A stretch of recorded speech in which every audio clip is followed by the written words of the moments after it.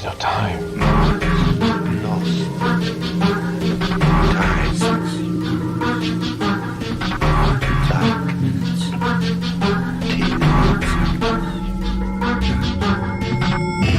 The time is 13 o'clock.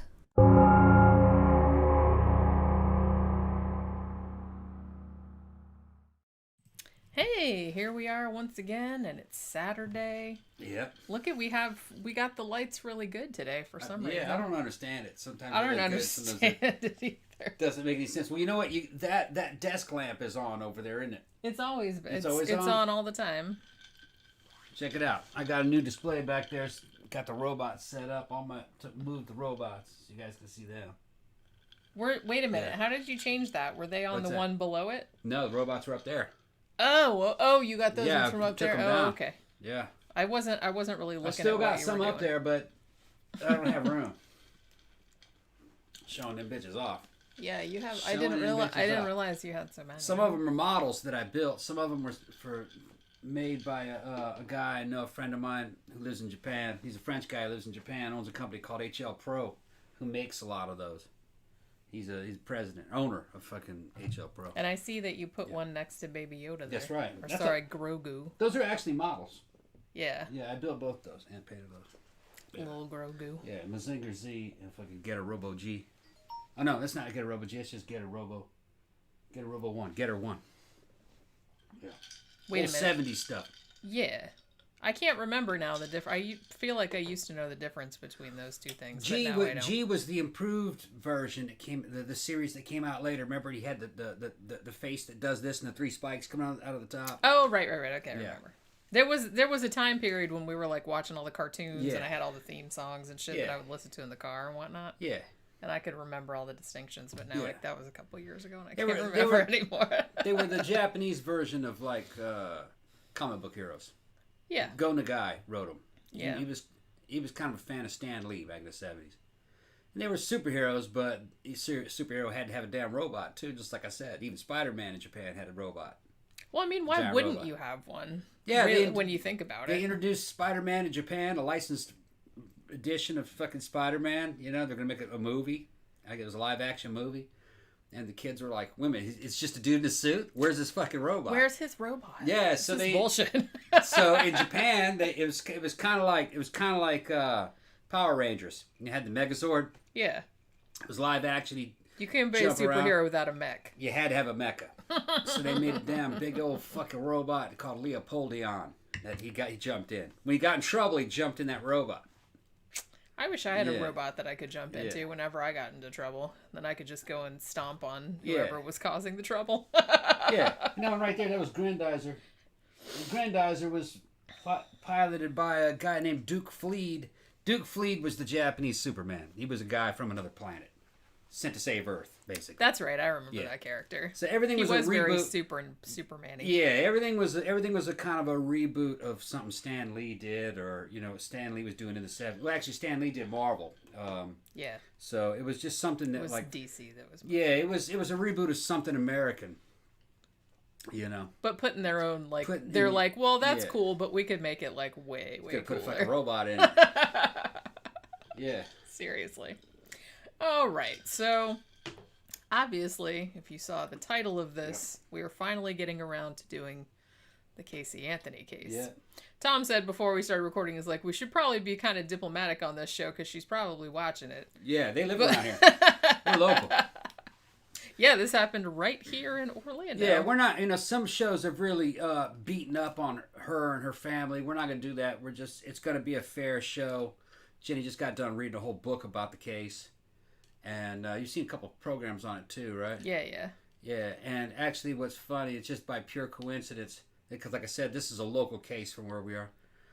Dr. Matt, who's a guy that I worked for, I worked on his horses. His son worked at the courthouse where this trial went down, and he told me days before the verdict that they had nothing on her and that she was gonna be found not guilty. Well, it's interesting to me, and I just told you this, that, from what I've read of the case, because I read a couple books on it, and I watched a bunch of different documentaries on it, and it's interesting the way the media kind of portrayed it, which the media does a lot of, so they just kind of simplify everything because they're just trying to get people to watch it. And like most of the shit, like any, particularly a murder trial like this was, you're going to get like all these little subtle nuances and stuff like that, which doesn't really play to, the public. So they try to make everything really simple and like try to sell a narrative. And it's always like the shit that was said on the stand in some of this case, and like some of the weird shit that was going on with her family and all this other kind of shit, it's just really kind of muddied the waters of like what actually happened and what the fuck was actually going on. So I'm gonna say on the outset, although I don't think that she is blameless, obviously, I do think that in this particular case the jury made the right decision in that I do not think that it was premeditated murder. I'm gonna say that right there. Yeah, another case I was connected with is I worked for an attorney for a while with some of her horses, and she handled the case of that kid here from Florida that went to New Orleans and killed them people, killed that girl's family. He thought he was Count Visago. I don't remember what his real name was. Did we do a show on that or no? I think we talked about it. I remember we did a vampire killer show, but we talked about Richard Chase, but I can't remember if we did I can't remember what his name was. He called himself Count Visago. And he was kind of role-playing that he was a vampire, and maybe you guys might remember who it was. Yeah, what the hell was that little bitch's name? Yeah. He wasn't little, he was kind of tall. Yeah.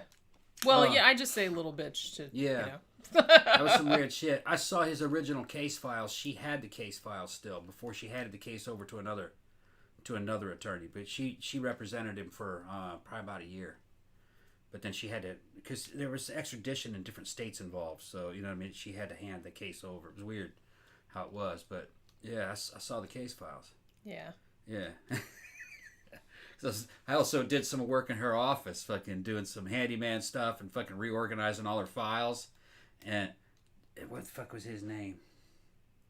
And I knew she was telling me stories about him, and I looked him up in her files as I was moving and fucking opened that shit up and looked at his fucking case file. It was fucking bizarre. Yeah. Yeah. Weren't any photos, but there was descriptions and stuff. Wasn't any evidence really. He's a DJ Maniac said I think you covered him in the same episode as Chase. Yeah, I think we did too, because I think we did a whole vampire killer. Yeah, I don't remember that guy's name. Episode, but I can't remember it offhand. He's evidently a legend, man. They still got girls fucking sending him letters. Well, that's true of any high profile murderer, which is weird. What does that say about like a certain segment of the population? Thought he was a vampire and was running off with some young girl, and her parents were fucking with her and wouldn't let them go to New Orleans, where he could live out his vampire fantasy. So he went to the house and fucking killed the parents and took the girl. He was with a couple of his friends, his vampire minions. I don't remember what that fucker's name was, but he called himself Count Visago. Said he was like a 300-year-old vampire. Thought he was Lestat. That's what he was. Which, okay. What was that fucker's name? I mean, that's fine when you're like 11 or 12 years old, but like once you kind of are out of the tween years, I think you need to start.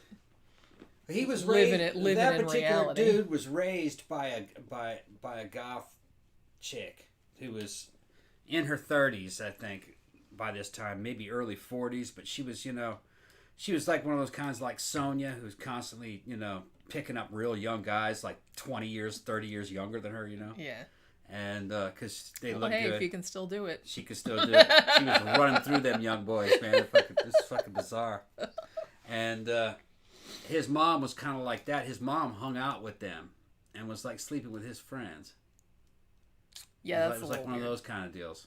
She was like just one of the kids. I have to admit that is pretty weird. Because that would be like your dad hanging out with the daughter's friends and sleeping with the daughter's friends, and that is equally creepy. Well, what's funny is that they ran around town and shit, and fucking they partied at her house, and most people didn't know that was his mom. She looked the same age as the kids. Right. So they didn't know. A lot of people didn't know.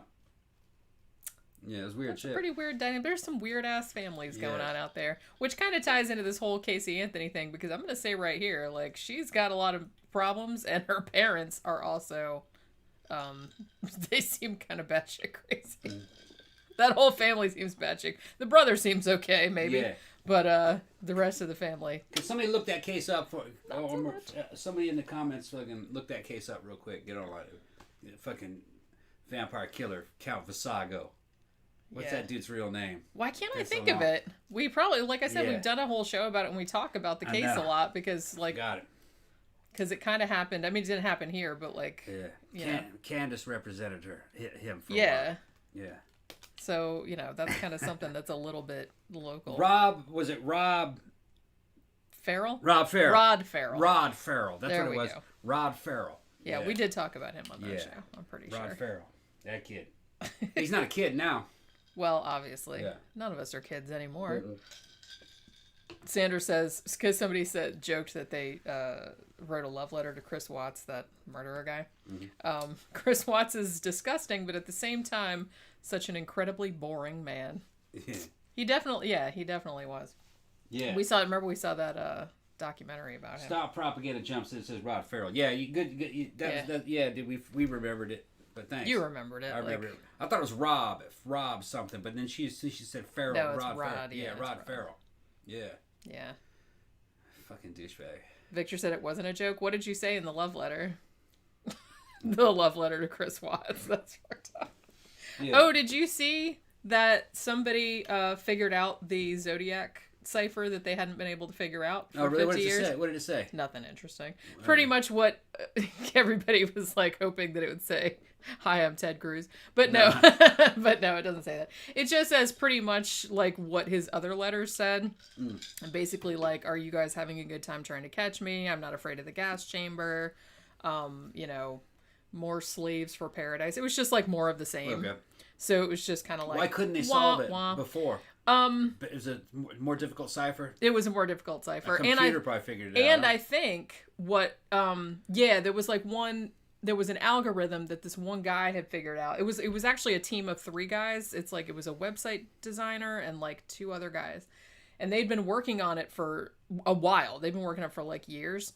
And they developed this algorithm that actually they just kept coming up with like all this noise and bullshit. And then they saw the phrase gas chamber in there. So then they had to go back and, they had to kind of like reverse engineer, like, Right. oh, if that's those letters. And there were a few misspellings. I don't even know if it was misspellings because, Zodiac did a lot of misspellings, but I think that he messed up the code a couple times, which was throwing people off. Right. You know what I mean? Like he used the code wrong up. symbol. Yeah. So I think that was kind of causing some issues as well. But apparently the FBI has come out and said, yeah, this is it. Okay. Like somebody did actually solve it. This is the cipher, the 340 cipher or whatever it's called. It was the one, because you remember we did a show about the Zodiac that most of the other ciphers were solved like almost immediately, but for some reason no one could crack this one for like 50 years or however long it's been. But somebody finally figured it out. And like I said, it was kind of anticlimactic, as I suspected it would be. I think everybody was just like, they were just so hoping that something would come out of it because it took so long to solve. It's like, oh, this must be some really valuable information if he went to all this trouble and make this really complicated code. But it was just the same kind of shit he always said. A lot of people here now. Zach's here. Tila. Bee's Nest. Louie's in.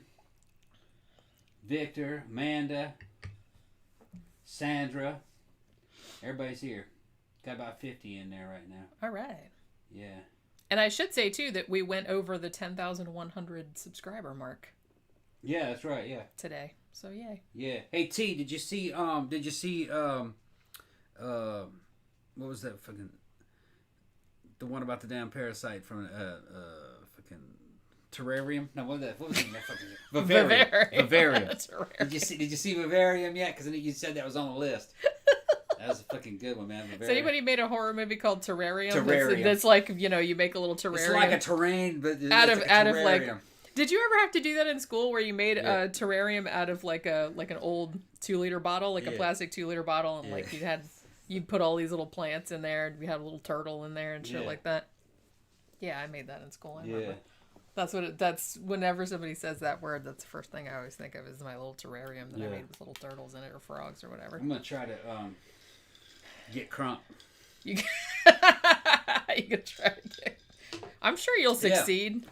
Man, it's been fucking hard times, man. Everybody's having hard times with all this fucking. I hadn't been feeling good in about fucking 18 months, really, man. And this shit's fucking getting to me. It's getting to everybody. But I just can't wait for this shit to be over with.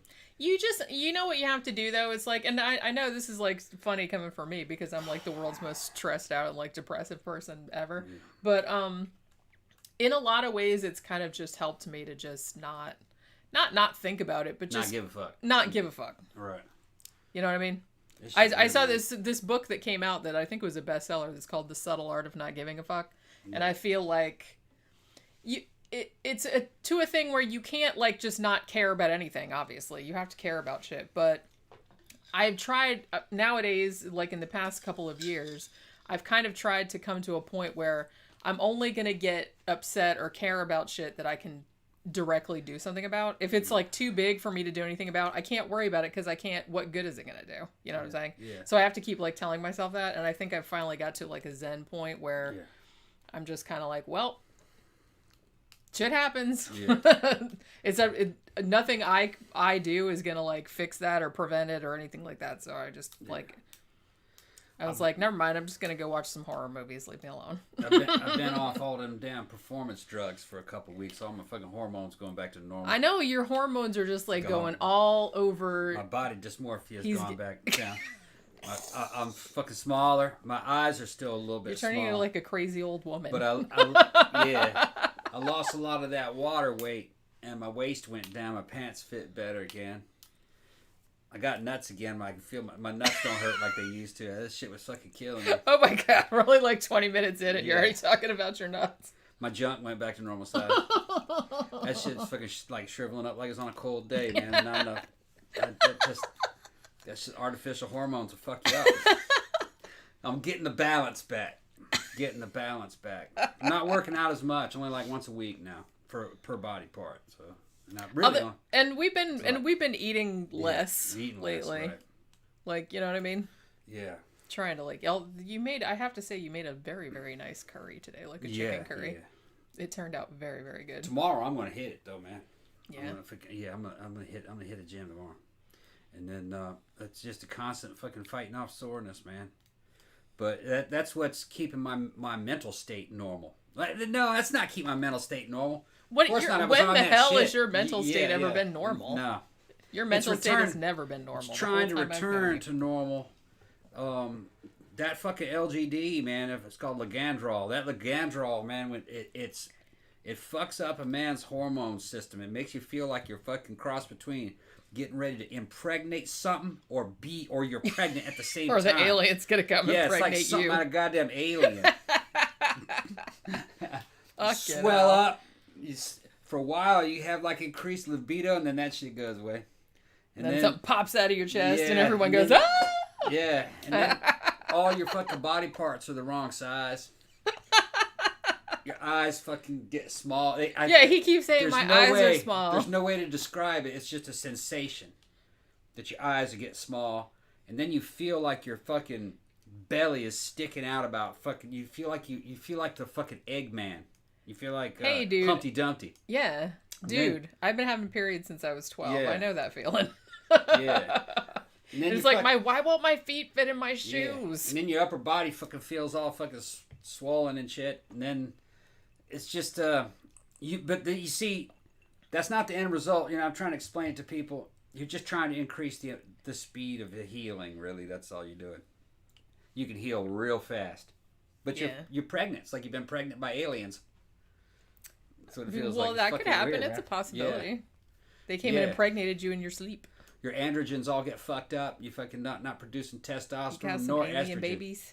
You just fucking and then your sweat starts smelling like plastic, like burning plastic. I did notice that. Yeah. Yeah, so it smells like fucking plastic. It's starting to go back to normal though. We should have some. You should have some alien babies that can play with Feeky. Man. Maybe they'll look like Baby Yoda. I'm done with that shit for a while.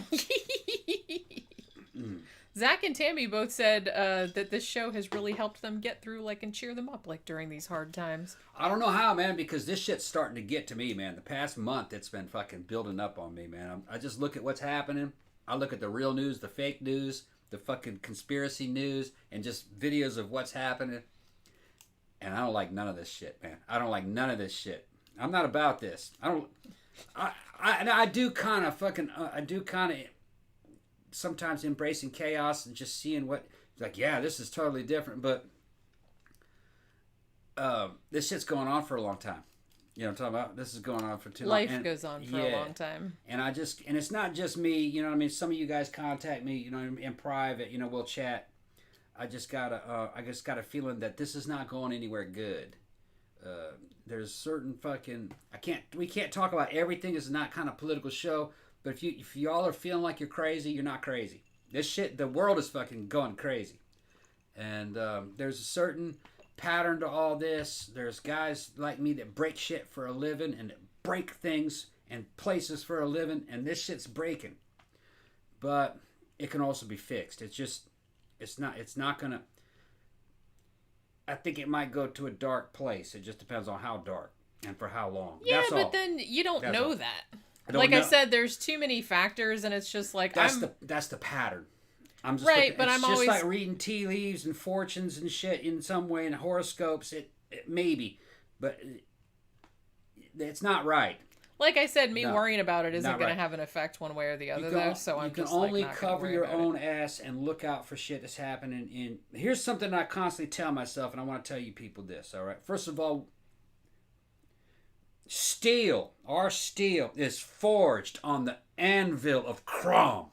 You are heated, and then you are beaten, and then you are heated, and then you are beaten, and then eventually you are quenched. Okay? That's what happens to you. We are all on the anvil of chrome. All right? This is beating out impurities in all of us. Some will fall by the wayside. Okay? That's the way the shit really is. All right? I lost where I was going with that. Where the fuck was I even going? Oh, man. I remember, you know what is very funny? I keep thinking of this, and I know it was kind of meant as a joke, but this is something that I think of often. It was, you know where I got it from? The Mystery Science Theater episode guide, of all places. And I think it was Paul Chaplin that wrote that his philosophy of life was, you know, probably everything's going to be okay. And even if it's not, if you wait long enough, eventually it will be. Yeah. There are no permanent states of being. Well, that's what I'm saying. Everything is temporary. So you just kind of have to roll with it. Just right. roll with it. Be like water, like Bruce Lee says. Yeah. Yeah, you might die, but, you know, after that's over, you won't care.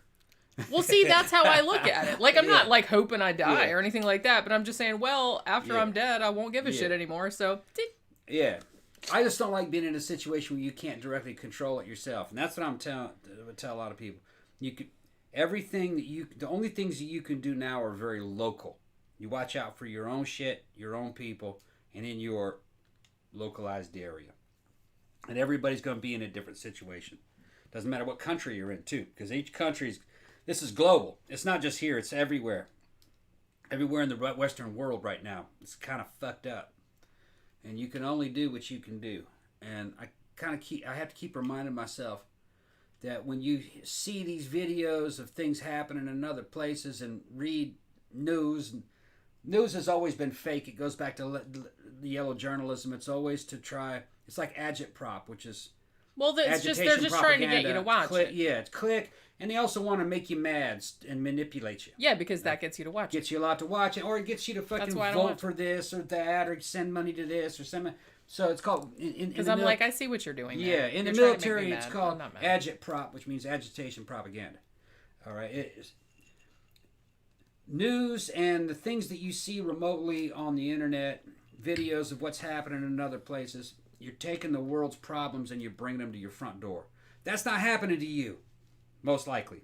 Well, I think that's... We live a good, peaceful life, but I'm seeing this shit and it's fucking with me.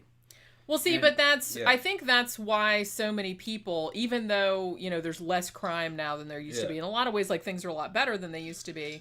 Because I've read, like, tons and tons of, like, essays and books and shit about this. It's not so much that there's more bad stuff that's happening. Just that it's the same or less as before, but it's like before you didn't know about it. We didn't have the internet. You didn't know about shit that was going on, you know, in like some distant city. You didn't know about that stuff, but now you do, and it seems like it's this big overwhelming, you know, kind of shit because you just seem like this one little tiny person. It's just like, oh my God, all of this shit is happening, but all of that shit has always been happening. It's always been happening. You just didn't know. A lot of the bad shit you're seeing is not even happening in your state. That's what I'm saying. A lot of it's just far away. Now, Yeah. but when people see things and it's an evolutionary thing, like how our brains obviously like adapted to be very, very receptive to negative stimuli, you know, because it keeps your ass like back on the savannah or whatever. It kept your ass from getting killed. But nowadays you're seeing shit that's not even remotely, it doesn't directly involve you, but it still feels like it does because you're seeing it, you know, in front of your face, like, you know, on your TV or you're on the internet or whatever. So you feel like it's happening right in front of you, even though it might be happening like somewhere far away. I'm not saying that, you know, it's good, like all this shit that happens, like murders and wars and shit like that. Obviously that's bad, but I'm just saying that it's not happening any more frequently or any worse or anything than it used to be happening. It's just that you hear so much more about it nowadays. And it's just in your face 24/7 and you can't get away from it. So I can see why people are getting overwhelmed. So like I said, I try to maintain some perspective. And weirdly, it helps to see things like, you remember when we watched that documentary about the one that had been colorized? I think Peter Jackson did it, like about World War One, where they colorized like all that footage from World War One and shit like that. Seeing shit like that, as horrifying and depressing as it was, it made me feel a lot better because I'm like, look at those people lived through that. That happened to them. They were there. They saw all that stuff. And they were all right afterward. Like they had like an okay life. You know what I mean? Like shit got back to normal eventually. Yeah. So shit like that. And that was like a catastrophic, you know, kind of thing. So I always kind of feel like humans are very adaptable. You know, bad shit can happen. Bad shit is always happening. But eventually shit will hit some kind of equilibrium because that's just what happens. That's just what happens. They're gonna get sick of this shit eventually, and then the rich people are gonna start losing money. When they start losing money, all this shit will stop. But yeah, people are agreeing with me, and they're going on. And Tila told you to take a picture of me transforming. I don't really know exactly what she's talking transforming about. Into like from the smaller thing to the bigger thing, to the smaller thing, into Humpty Dumpty, or the bigger thing, or into the Hulk. Because I'm small right now, I can fucking transform. You know, in about 3 weeks of taking that shit, I'll be blowed up like the fucking Humpty Dumpty. So I'm not really sure. Although a lot of that shit is like... I've changed a lot in 2 years, I think, huh? You have. Yeah. But sometimes when you sit there and say, like, oh, today you feel like the Michelin Man or whatever, yeah. But it's like you don't look that much different. I feel like I'm fucking fat as but shit. see, I know what you're talking about because, yeah. like I said, I've had periods since I was 12. So it's like, and it's a very similar, like you feel like, even though you maybe look a little chunkier or a little more, because you say sometimes you look a little bit bloated today or you know what I mean? But you feel like you're like this big around. Yeah. Like, oh my God, none of my clothes fit. Oh, yeah, right. Your clothes don't feel like they fit right. You know, and it's like, and when I walk, I feel like I'm like waddling or sloshing and stuff like that. And it's like, I know that that's objectively not what I'm doing, but that's what it feels like. I was just taking that shit to get over a couple little fucking humps every now and then you'll get kind of stuck in your progress because you're working out too much. And you got to heal up faster at a faster rate. So you'll get on that shit for about a month. I was taking something called Ligandrol, which... It's not a steroid, but it's a selective androgen receptor modulator. It was something that athletes were taking to try to get around fucking steroid tests. It makes you strong. Yeah, because there's always some kind of loophole. Yeah, there's some kind of loophole. It's like a damn hologram of a steroid. You think your body thinks you took it, but you didn't. It's a trick. It's not as good as steroids. Steroids are fucking really good, but you can buy them over the counter as research chemicals. You can get them. They have it, and you had athletes that were using it, but now they have tests to test for it now, so it's not quite as popular as it used to be. But man, they'll double your speed of healing. They'll double it. Yeah. Yeah, but something like Anavar will fucking quadruple your speed of healing. And it feels good. It feels a lot better because it's like a synthetic testosterone. Take that shit. It's just super soldier serum. You're just like, oh yeah, I'm the man. I'm gonna go punch some walls. Yeah. Pow, pow. I'm gonna beat some ass on that shit. Look at me. And you're fucking, and then you're like, look at the booty on it. It's like you're going back to puberty again. Yeah. But that only lasts for a little while. Then, well, it depends. Some of them guys are also fucking taking injections of testosterone on top of that. There's side effects to all that shit. Don't take it. Don't take it. I'm telling you, don't take it. I'm telling the audience, don't take any of that shit. There's side effects to Yeah. everything. You look at them pro bodybuilders, man, they're abusing that shit. And a lot of them, especially from the early age, they didn't live very long. They were maxing out on that shit when they were real young.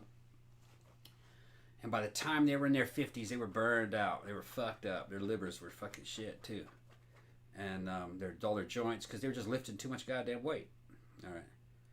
That's not what steroids were for. Steroids were just to fucking increase speed of healing if you had injury. All right. Now, some people took them. There's been, guys like Jack LaLanne. If you guys know who Jack LaLanne is, Jack LaLanne lived like 96, 97. Yeah, he was in his 90s. And he looked great all the way to that. And that's because he was mostly natural until he got into his 50s. And he took that shit at therapeutic doses just to kind of, almost kind of like testosterone replacement therapy. And that's actually life extension. It's just, you got to have ways to get your hands on it. That shit should all be legal. I am totally against all this drug prohibition. Yeah, if you can afford it, you should be able to have it. To a certain extent, Yeah. I think that you should be able, as long as the companies that make the shit are honest about what the side effects are. Right, yeah. Then I don't have a problem with people being like, yeah, I'm all right with that. Or, if that happens. I mean, as long as you can make an informed decision. I don't like the whole thing where you can just put out drugs on the down low and you can kind of lie about what they do, or where we don't lie about what's in it and shit like that. Because I think that's kind of what happens with a lot of vitamin supplements and things like that. Because of the way they're regulated, they don't really have to disclose if it has, I can't remember what the law is, but if it has what it's supposed to have, or you can make certain claims about it, but as long as you word it a certain way, then you won't get sued and all this other kind of shit. So there's all these workarounds. So I don't like that. Like I said, be honest about what the shit does. Just like drug companies have to be, at the end of every drug commercial now, they have to say, may cause this, that, and the other thing. Yeah. That's good. They should do that for everything. So everybody knows what they're getting into. That's all. I'm just saying you should be able to take whatever you want as long as you're, of age and everything, as long as you know what you're getting into. We got 62 in the chat now. We're going to start the show here in just a minute. Sandra's asked me, Tom, did you know that Steven Seagal sings? You see, they're trying to fucking get me to come down here and trying to change Yeah, he did the subject. Punani song. We talked about that. I mean, he's done more songs than that, but that was the one that just stuck in my mind. I can't imagine. Seagal sings about Punani. All right? I was watching the other day. I might have to do a fucking video review of this. All right? See, Jenny and I were considering maybe opening up another little channel, coming here and doing a series, do a whole series of just reviewing Steven Seagal shit. Although that's mostly going to be on you because I'd probably fall asleep watching those. You guys seem to like me fucking with Seagal. So I was doing some research. He's really going to come beat us up now. Yeah. I was doing some research. Not that I'm scared of that, but I was watching a Steven Seagal documentary that he put out that was showcasing his history, who he was, where he was born, his prowess as a damn. Was that the one that you were showing me part of? Yeah, it's like an infomercial. It was exactly the way I imagined. Yeah, it's like an infomercial from the mid '90s. Of come study with fucking master fucking Seagal, Sensei Seagal, Sensei.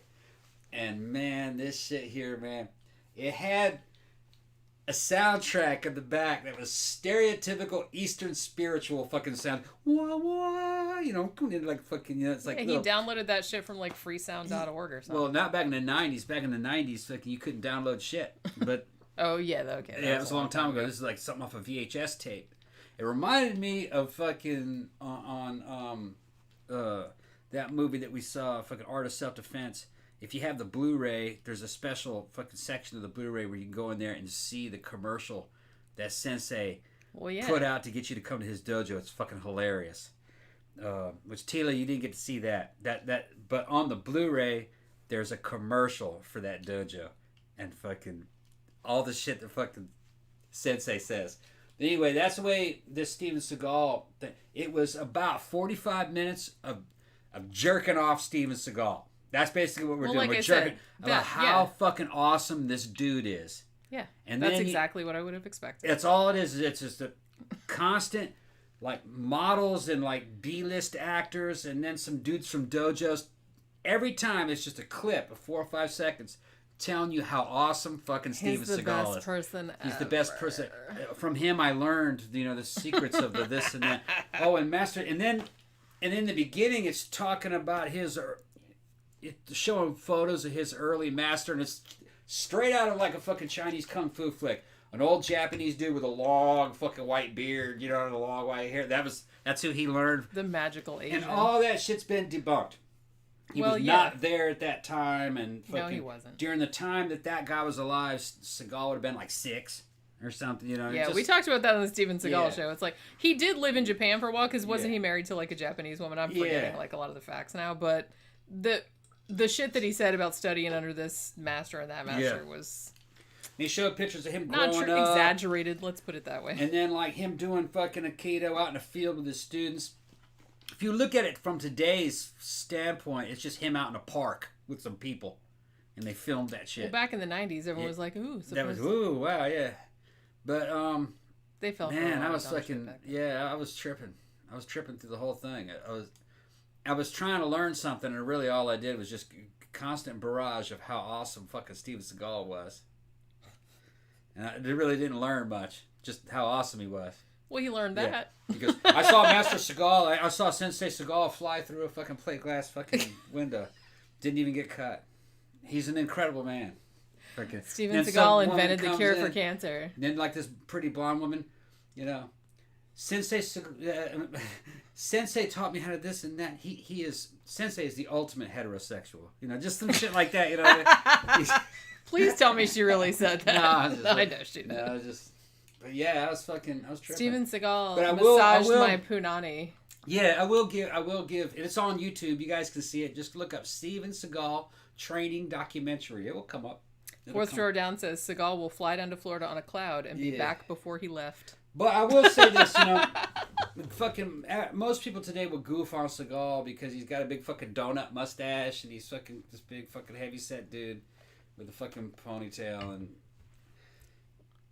but that's not the way he was when he was young. If you see pictures of him when he was young, in his 30s and 20s and 30s, you see where the legend came from. He was, in his youth, in really good shape. He was a handsome guy. He was very handsome. That's what I'm saying. It's like not like he's just some weird complete loser like that creepy weirdo that made like all those videos back in the 80s. What the fuck was that dude's name? Oh, Akita Shim. Yeah. He wasn't Kim. He wasn't like a complete loser like that dude. No.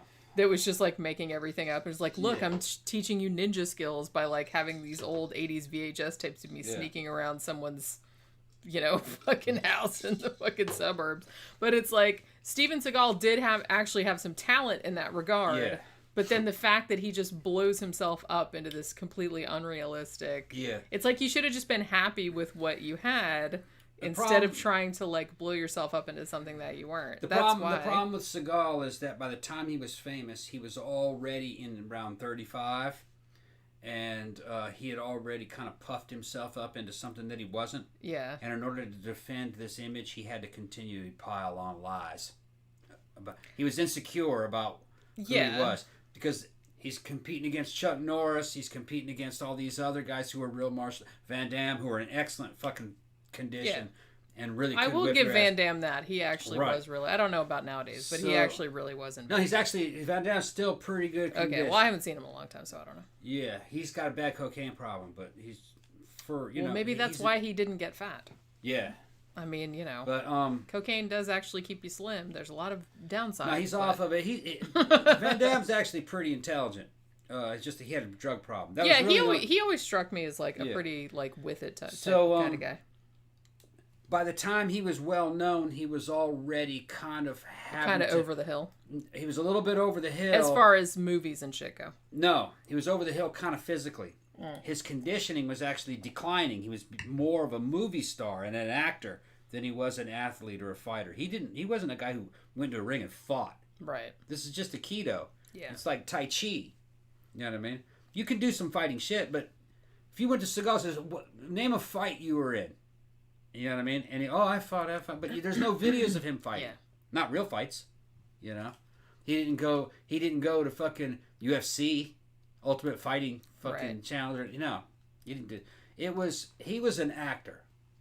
That's what he Yeah, really was. he was an actor that Yeah. had some martial arts training. Yeah, that's what he was. But the Which, other like I ones, said- the other guys were martial arts guys that have some action training, but they actually did fight. Some of those guys, you know, like Chuck Norris could whip your ass. He could fight in his prime. Yeah, like nowadays, Yeah. but not so much because he's old now. But Yeah,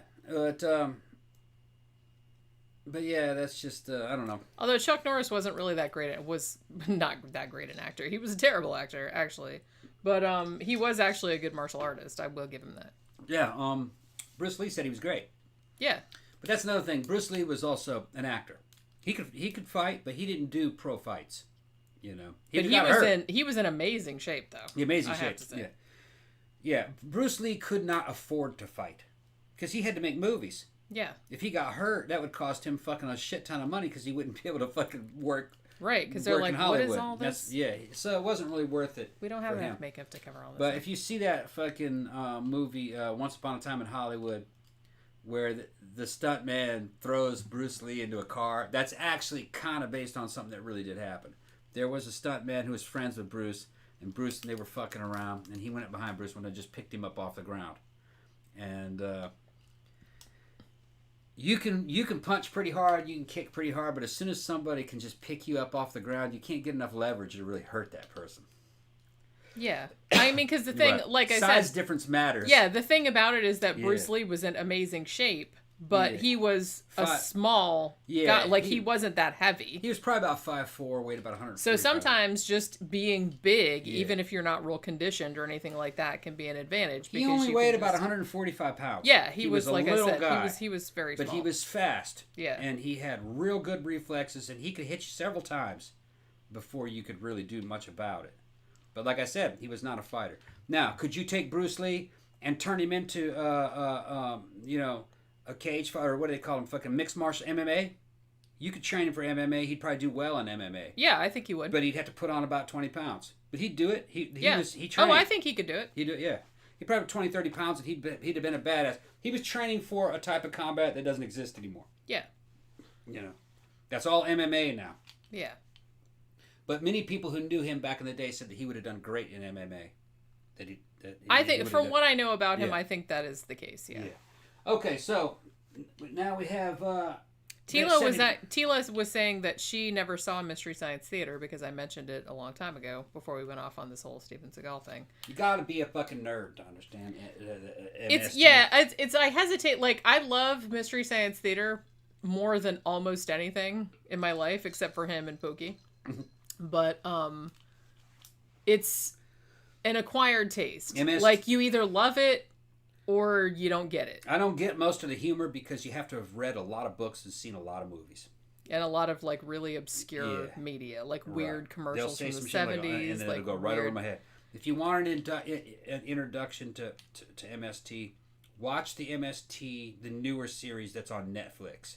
Which I actually didn't mind. Like, a Yeah. lot of old school MST fans did not like it. I liked it. But it's different. Like, all the voices are different. They did it a little bit different, but I actually liked it. It's its own thing. It has fake commercial breaks, just like the original. Just like the old one. There's no commercial, but it acts like it's going to go to a commercial. Little dancing skeleton guys, and that's from a fucking, what was the name of that? That was from that weird Mega Man or Asian Sonic movie. Man, Yeah, Asian yeah, Man. yeah.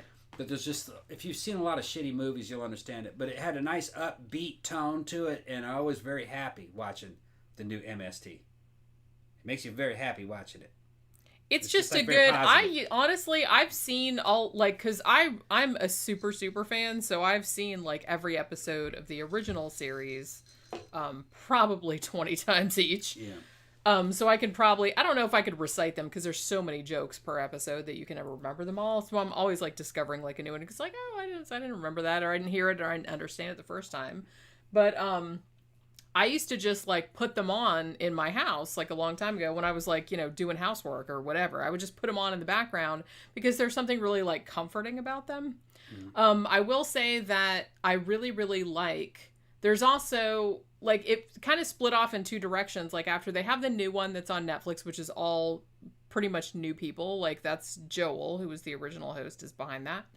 And then you have Riff Tracks, which is Mike, Kevin, Bill, who were on like the sci-fi era. And that's also really good. It's because it's very much like the sci-fi era MST, but it doesn't have host segments, it doesn't have the silhouettes, it doesn't have anything like that, but it has the three of them.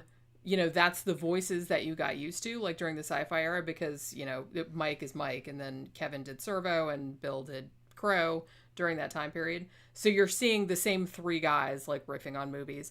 And if you want, Tubi has like a shit ton of riff tracks episodes for free that you can watch. There's commercials in them, but it's not that big a deal. Yeah. So if you kind of want to like dip your foot in the well or whatever, those are really good. And they have some of their live shows on there too. And Joel and Mary Jo and some of the other people and Frank and some of the other people, Trace, they did Cinematic Titanic, which is also funny. So all of them are still like doing shit. You know what I mean? Other than like the Netflix series that they did, which, like I said, a lot of old school MST people didn't like it because the riffing style was different. It was like much quicker. There was a lot of like more recent references and shit like that. But I actually surprised myself by liking it quite a bit. Yeah, there's a commercial for Sensei on fucking the you could probably see that on YouTube. They may have uploaded the commercial from Sensei. That shit's fucking you'll after you see the movie and you see the commercial, you'll fucking laugh your ass off. Okay, talking about Business said Count Dante trained Seagal. I'm laughing. Actually, Count Dante was actually I kind of respected Count Dante because that motherfucker was a lunatic. And he really was fighting. Michael Schaefer says, Ashita Kim was one of my favorite grift acts. Yeah. Yeah. The thing with the fucking Ashita Kim... He got away with it. Yeah. You got to respect that to an extent. I'm going to go ahead and talk about Ashita Kim real quick before we start the show. Ashita Kim wasn't grifting. He believed that shit. All right? It was a grift from our point of view. From our point of view, it was a grift. But from his point of view... He actually believed he was a ninja and that he was doing all this shit. He really did seem to buy into his own bullshit. Yeah, but this is there was no concept of LARPing back in those days. But that's what it was. It was live action role play in a way. He was fantasizing that he was a ninja master and living that fantasy out and recording it and selling those VHS tapes to kids, basically. Yeah, you would have to be, I would You have to be kids or people that are had mental problems. And all those tapes are available on YouTube. And yeah, you can watch all of them. They're delightful. They're hilarious. They're delightful.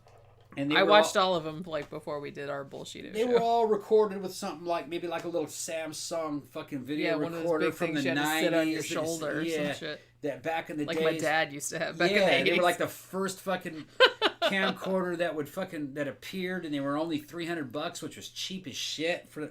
I think that's how much ours was. I bought one. Yeah, my dad had one, but he bought it used, and I think it was $250 or $300 or something like that. And they all had that image.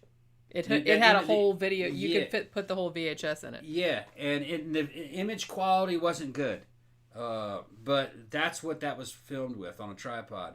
And he's doing these demonstrations of him dodging bullets, which is just him doing this, and they added bullet sound effects. Well, yeah. It's fucking bizarre. And he would... Bullets left to the viewer's imagination. Yeah. Little asterisk. Him creeping around outside in broad daylight, getting low underneath his windows, his ninja skills on how to break into somebody's house. That was the part that cracked me up the most. And he's breaking into his own house. Yeah. And it's just like, there's absolutely... It's obviously his own house. And there's absolutely nothing to learn from the video. Nothing. That's all something that you would know, you would automatically know that if you don't want to be seen, duck underneath the window. You know what I mean? Of course you know that. Oh, I never would have thought of that. Maybe I should duck underneath the window. What a fucking genius you are, Ashita Kim. And then he's to walk silently, you tiptoe. Well, don't you tiptoe? You know? So also, probably want to take off your shoes. Right. So there's some kid paid $40 for this training through a VHS tape. And maybe if you're fucking 10, 11, 12, you would really think you saw some fucking cool shit. Yeah, they would put their little black pajamas on and they'd be like sneaking around the house pretending they were a ninja. Yeah. You show that shit to a kid today, like just look at the comments fucking underneath the damn video on YouTube. You show it to a kid today wouldn't even know what it was he was watching. No, they'd be I like, think what it's the so fuck far is this? removed, so far removed from modern culture. It's like, is this a joke? You're like, what is a, what Even exact- a child would know that was a joke nowadays. Yeah, they're like, what is a, this is martial artist? What is a martial art? That's just the way they yeah. I don't know. I just feel like Sheena everybody. Kim. Yeah. Is that dude still around? Did we Yeah, we he's still determine around. that? He's still around. He's still around, and he's trying to put on the face that he's actually a ninja master. Didn't he do that His video invisible tattoo. where he said that He's invisible. where he said, was like floating? people, that was that he was floating, he was levitating. Another one is he was proven to people who didn't believe him that he was a ninja. He said all ninjas have a secret invisible tattoo of a something or other ninja clan. And then Is he trolling? No, he is fucking serious. And then he takes and to prove that he's a ninja, and he's doing this in front of this damn video camera. He takes some ashes and sprinkles it on his forearm, and the fucking Oriental writing appears. Well, he just put wax on his fucking hand, he just put clear wax on his fucking, obviously, probably deodorant or something sticky. Yeah, deodorant would work. And then sprinkled it on there. So anything that would like have some adherence. Yeah, now that I've proven to you that I have an invisible tattoo, that I'm a fucking ninja. And like his assistant is a fucking disabled guy who can barely stand up. His fucking legs are deformed, and they're doing karate together. And he's propped up against a wall doing the karate with him. Yeah, that's his main assistant. So it's just two dudes with a video camera and a kung fu fantasy. And I'd imagine fucking Ashita Kim baited this.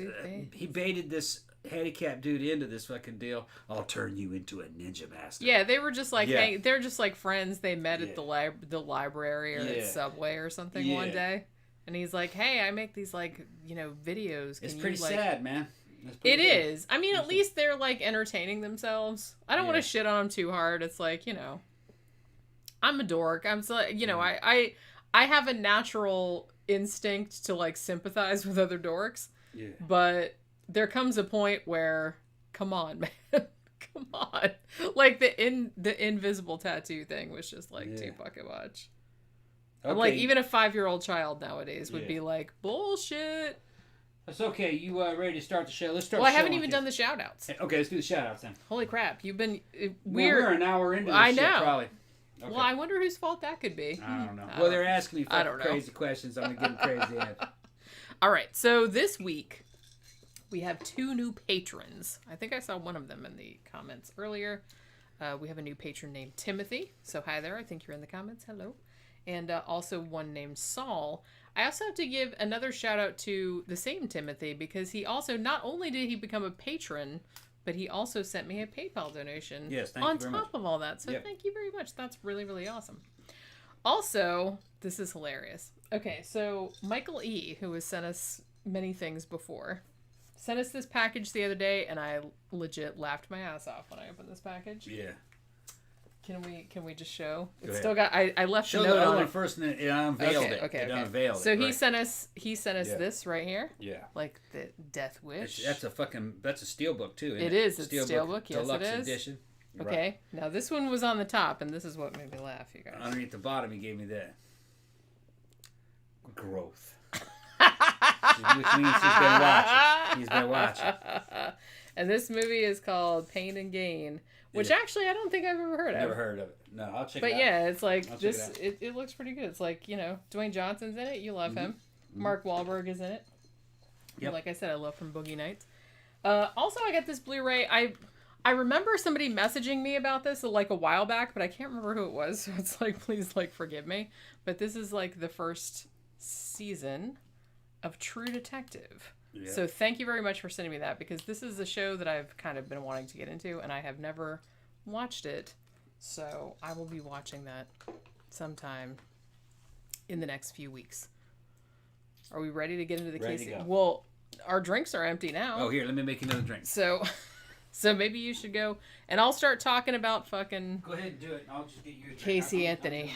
Like I said, maybe by this point, because we're already an hour in, she got bored and left. Last I heard, I don't know if this is still the case or not.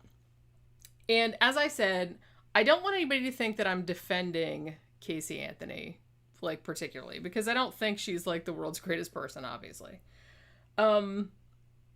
But I mean, there is some shit that I'll get into, and like I said, I don't think that she killed the baby on purpose.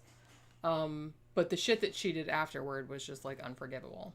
But the last thing that I heard about was that she was doing a movie like about, she wasn't supposed to be in it or anything, but they were making, I don't know if it was a Lifetime movie or if it was supposed to be like theatrical, or I don't know what it was. But she was supposed to be making a movie about like her side of the story. I don't remember what it was called, but it was supposed to be, the weird thing about it was that they kind of made a big deal about it being like sexy, which, ew, you know, you are famous because, or infamous, I should say, you know, because your baby died and you like covered up the death. Oh, did you tell them about the cookbook? Oh no, I didn't. Okay. Why, you want to say? That cookbook's coming along good. It looks really good, and it'll be done in about a month or so. Probably. Yeah, I was trying to get it done by Christmas, which I still might, but I don't know. It might just be a little bit after Christmas, but maybe by New Year. What we've been doing, like I said, is I have the layout's finished. Like it's all the pages are laid out and everything like that. It just has like dummy text in it. And then he's been coming in and telling what's and being like, okay, well, this needs to say this and that and the other. So I'm like typing everything up and like putting it where it's supposed to go. Yeah. And I need a lot of big that southern section is gonna be good. I think so. Yeah, that's the one we've been working on. Yeah, a lot of soul food and shit. Yeah, you guys are like yeah, shit that my grandmother used to make. It's not verbatim her recipes, but close. Yeah. Right. Yeah, it'll be good. I think. Yeah. I mean, I'm really trying. Like I said, I made a deadline for myself that I was going to get it done by Christmas. But then I was like, well, if I can't get it done by Christmas, I don't want to beat myself up too much because I want it to be really good. Yeah. So I don't want to rush it. Fuck, we forgot to put collard greens in there. I can put that in there. Okay. I can put pages in anytime you want. Okay. We just thought too that in our dessert section, you said, "Oh, we need to put Aunt Lois's, your aunt's eclair recipe, chocolate eclair recipe." Whatever happened to that video, that really long video that I made of you? It's like a few years ago. I got that. We got those eclairs on video. They're the fucking size of gigantic hamburgers, man. It's hilarious. Homemade. I think I still have it somewhere. It's like an hour long, maybe, or 45 minutes or something like that. And that recipe's from like the 30s. Where you were making them, man, they were good. Yeah. But they're like they're eclairs, but they're like these big. They're huge chocolate eclairs filled with custard. And they're round. They're round. They're like bigger than. They're like these massive. They're like the size of a Whopper. Bigger. Yeah. It looks like, okay, you know that sport curling? It looks kind of like that thing that they use when they're curling. It reminds me of that for some reason. It's not quite that big, but it's like getting there. Yeah. So yeah. Victor says, I hope y'all put turkey necks in the book. Oh, we should. Yeah. We have a whole Thanksgiving section, like for people that are in other countries and don't know. And plus you have, recipes that we do on our Thanksgiving, like Brazilian cream corn and stuff like that maybe normal people don't make. Yeah. Or maybe people in the U.S. don't make. But, yeah. I'd have to call my dad and ask him about that turkey neck recipe. That was that. You should. That was the people who live across the street. The black woman that lives across the street gives them the turkey necks. That's her recipe. He said they're the best turkey necks he's ever had.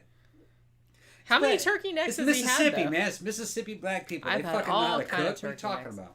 Well, like I said, to me, like taking cheap ingredients and making them delicious is like way more like a sign of a good cook than somebody that can take really good shit and make it taste good. They're like, it already tastes good. Take some like shitty cheap shit and make that taste good. Then I'll be impressed. Heidelberg, Mississippi. Population 600. All right, my dad's the last white guy. Everybody else is black. They take care of him, man. The old guy. They're the ones that called the ambulance on him when he was out in front dying. They were fucking visiting him in the hospital. He's fucking helping. That's what. He had to get a bypass. Like I said, remember if you guys were here, like he had to get a. Dude lives across the street from him is the mayor. It was the mayor's wife. The mayor he was an Army captain, but he's now a Mississippi National Guard colonel. Okay, who lives across from him. And my dad being in the Navy and service guys watching out for each other. They were the ones that found him dying out on the fucking front of the stoop. But they were the ones that were bringing him the turkey necks. His wife was. And he thought that the doctor put turkey necks in him when it fixing him. Look, we're getting off track.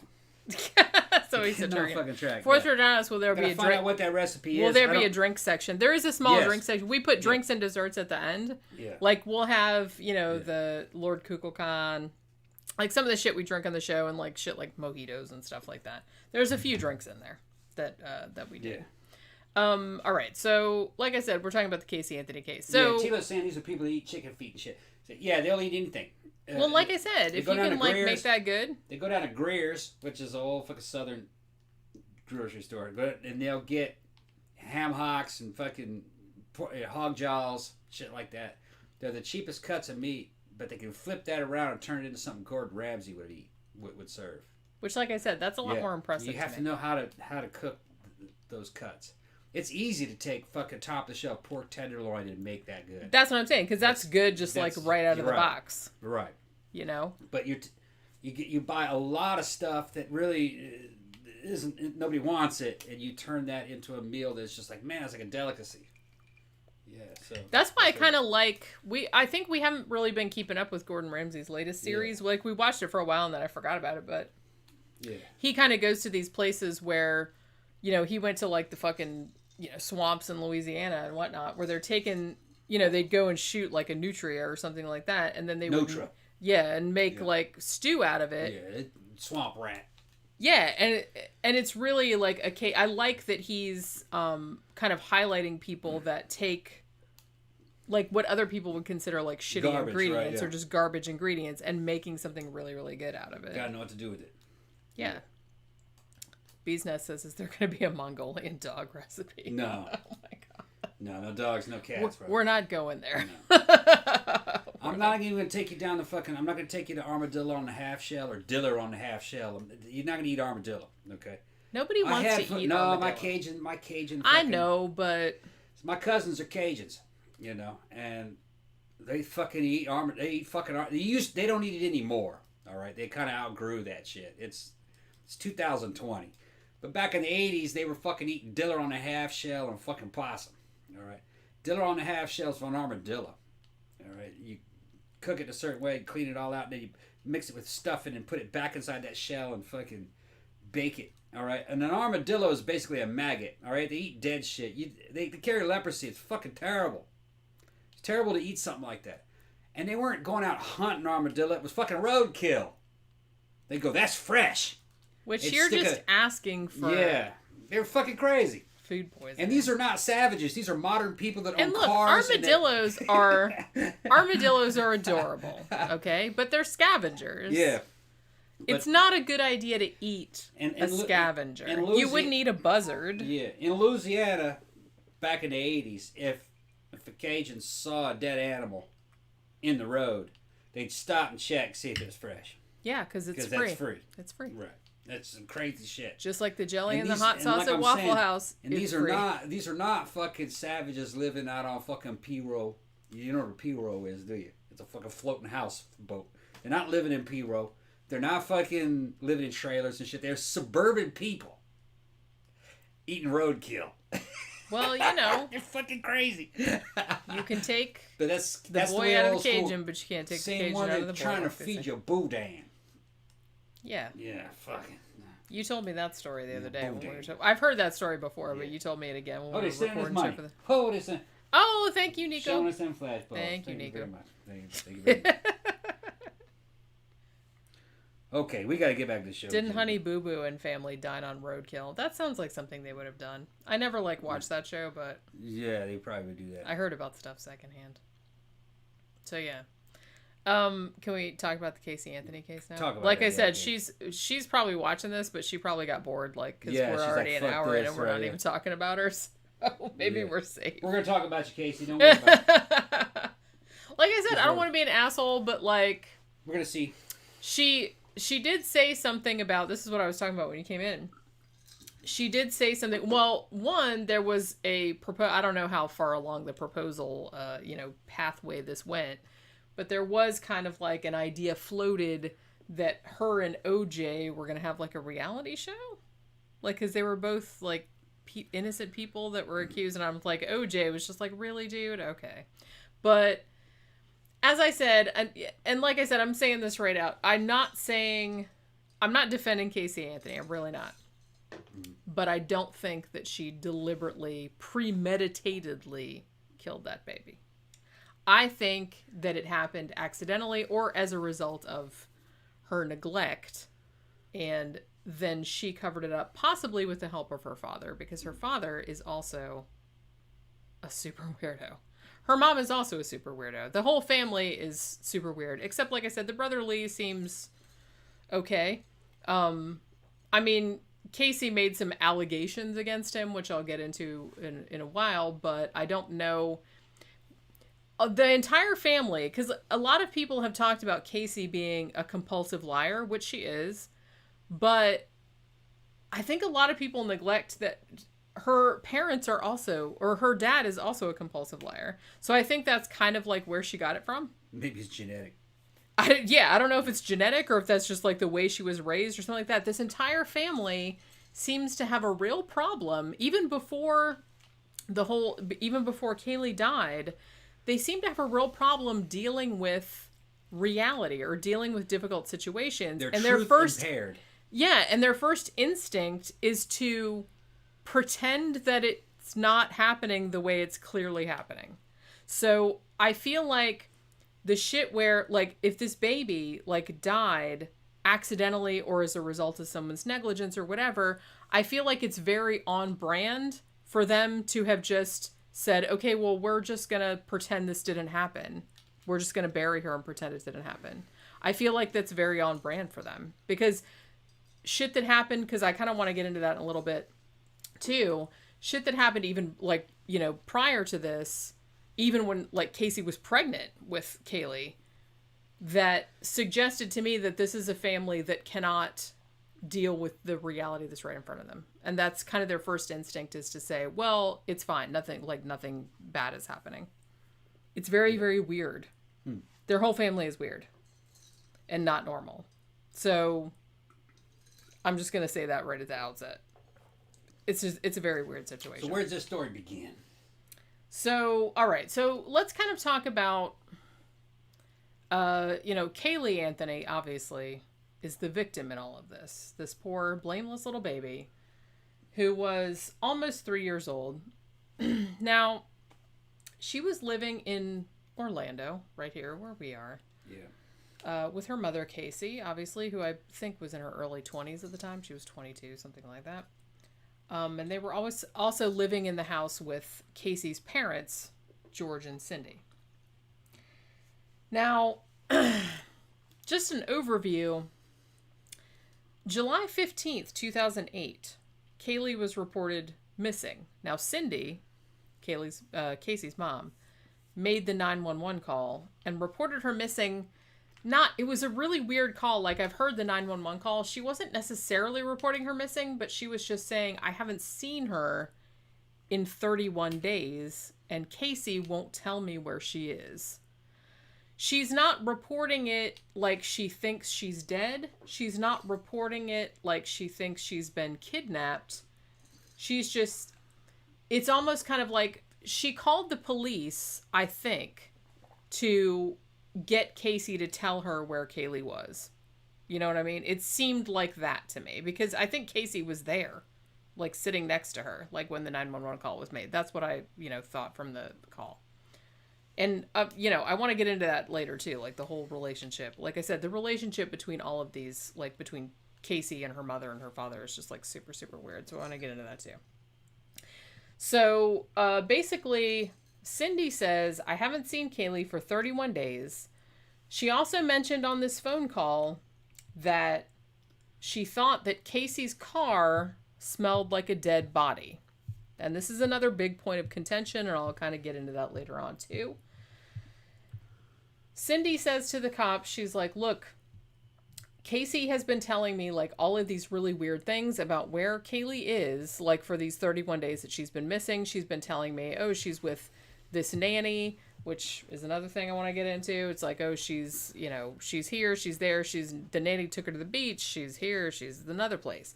And it's like, and I'm kind of getting sick of it. I don't know where she's at, and all this other kind of shit. So finally, Casey gets taken into custody, and basically her story was that Caylee was kidnapped by her nanny, Zanny, short for Zenaida Gonzalez Fernandez, I think was the name. Was the whole Blaming name? the help.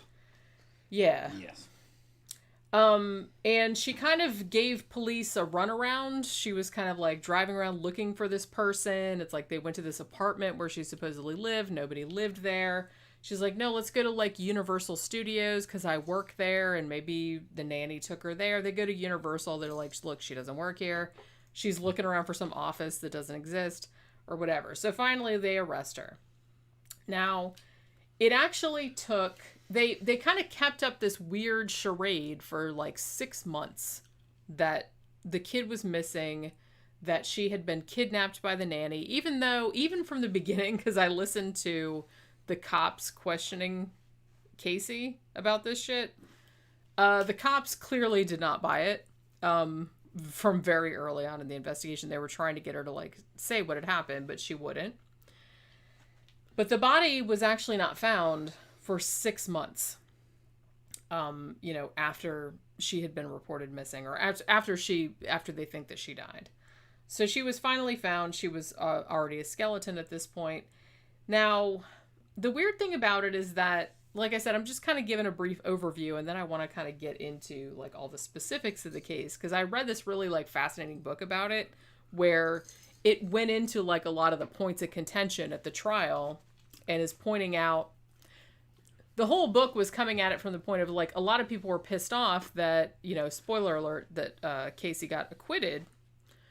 But the book was saying, look, I'm not defending her, but I'm just telling you why she got acquitted. This is the stuff that came out at the trial. This is the stuff the defense did. This is the stuff the prosecution did. And we're saying that the jury, given the information that they heard, gave the only possible decision that they could have given, because they just didn't have a lot of physical evidence. I think there was another factor, though, too. What's that? Do you have a picture of Caylee Anthony? Not on me, no. Okay, I thought maybe you had it in there you could show me. No, I forgot. You guys forgot. have never seen Caylee. Caylee's cute. How a defendant looks actually fucking has a lot to do. It does. Sadly, it is All a right. factor, sure. If Caylee was an ugly girl, that bitch would be in prison. I do not disagree That's what happened. on that. Yeah. And I'm not saying that's good. That's not good. It's just the way juries are. Yeah. They're like, we're not going to throw that pretty girl away. They're not. Yeah. If you're pretty or handsome, if you're a dude, you can get away with a lot more than an ugly person. Yeah. And that sucks. That's not how it should be, but that's human nature. That's kind of how shit works. Yep. Which juries are just humans, and the judges are humans too. And they're like, well, I'm going to give this one a light sentence. It's going to be shit like that. Yep. Yeah. Although I have to say that the jury in this case, I read a lot of their... especially if it's a first offender. A bunch of the jury members did, like, Ask Me Anything kind of things on Reddit, or they gave interviews, like, afterward. And they seemed pretty with it. And they seemed to know when they were being manipulated. They seemed to know... I mean, they all seemed very intelligent, and they seemed to know what was going on with the case. And a lot of them had qualms, but they were like, look, the prosecution didn't prove their shit, and it's like, we can't, as much as they maybe didn't like her, or they didn't like the family, they're like, they just didn't have the evidence, and we didn't have any other choice. Years back, this must have been around, this is before I met you, so this must have been in 2009, 2010.